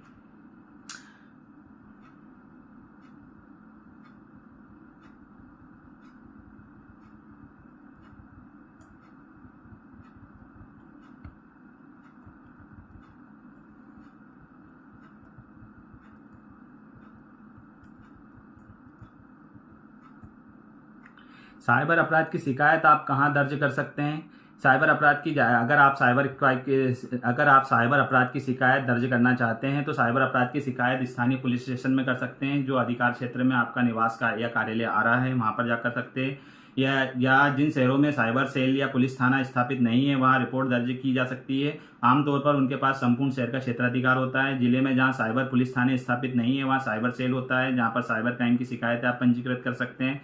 साइबर पुलिस स्टेशन या साइबर सेल की अनुपस्थिति में पीड़ित जिले या शहर के उच्च पदस्थ पुलिस अधिकारी के पास संपर्क कर अपनी शिकायत दर्ज कर सकते हैं। साइबर अपराध दर्ज करने के लिए हेल्पलाइन नंबर और ऑनलाइन पोर्टल का भी इस्तेमाल आप कर सकते हैं। इसके लिए मैं आप यहाँ पर कुछ साइबर अपराध से शिकायत कहाँ कर सकते हैं उससे संबंध में कुछ जानकारी यहाँ पर शेयर कर रहा हूँ। जैसे साइबर अपराध की शिकायत हेतु हेल्पलाइन नंबर 1930 पर आप जाकर अपनी शिकायत कर सकते हैं। नेशनल साइबर क्राइम पोर्टल है, इस पर जाकर भी आप अपनी ऑनलाइन जो फ्रॉड की शिकायत है आप यहाँ पर ऑनलाइन दर्ज करा सकते हैं। यहाँ पर एक कंप्लेंट नंबर मिल जाएगा, उस कंप्लेंट नंबर के एवज में आप उसको चेक कर पाएंगे कि पुलिस या पुलिस के द्वारा इसके ऊपर क्या कार्य किया जा रहा है। वो पूरी ट्रैकिंग आप यहाँ से बहुत आसानी से कर सकते हैं। मध्य प्रदेश साइबर सेल की वेबसाइट है ये, केंद्रीय उपकरण पहचान रजिस्ट्रेशन की वेबसाइट जो मैंने बताया CIR.gov.in, इस पे आप चोरी हुए गए मोबाइल को ब्लॉक अनब्लॉक करा सकते हैं। भारतीय कंप्यूटर इमरजेंसी रिस्पॉन्स CRT इनकी वेबसाइट है, ये आप यहाँ से इनका इस्तेमाल कर सकते हैं। cybercrime.gov.in पर आप शिकायत किस तरीके से दर्ज कर सकते हैं। आप इस पोर्टल पे जाएंगे तो यहाँ पर एक फाइल या कंप्लेंट का एक ऑप्शन आपको दिखाई देगा। इस पर जब आप क्लिक करेंगे और रजिस्टर्ड कर लेंगे, आपका नंबर रजिस्टर्ड हो जाएगा। यहाँ पर कुछ जानकारियाँ आपको डालनी पड़ेंगी, अपनी state, login ID, mobile number और ओटीपी डालकर आपका वेरीफाई कर आपका एक अकाउंट यहाँ पर क्रिएट हो जाएगा। होने के बाद आप अपनी शिकायत यहाँ पर दर्ज कर देंगे। जो भी जानकारी आपसे मांगी जा रही है वो जानकारी आप यहाँ देंगे और एक कंप्लेंट नंबर यहाँ से आप प्राप्त कर लेंगे, जिससे कि आपके द्वारा की गई कंप्लेंट के ऊपर पुलिस द्वारा कार्रवाई की जाएगी और करने के बाद जो भी रिजल्ट रहेगा वो आपको इसके माध्यम से सूचित कर दिया जाएगा। तो आपको ये वीडियो कैसा लगा इसके बारे में कमेंट बॉक्स में ज़रूर लिखिएगा। और एक यही कहूँगा, सतर्क रहिए, सावधान रहिए और इस तरीके के फ्रॉड से बचने के लिए खुद भी बचिए और अपने जितने भी रिश्तेदार हैं, मिलने वाले दोस्त हैं, उन सबको इस तरीके के फ्रॉड से बचाइए और इस वीडियो को ज़्यादा से ज़्यादा शेयर करिए। धन्यवाद।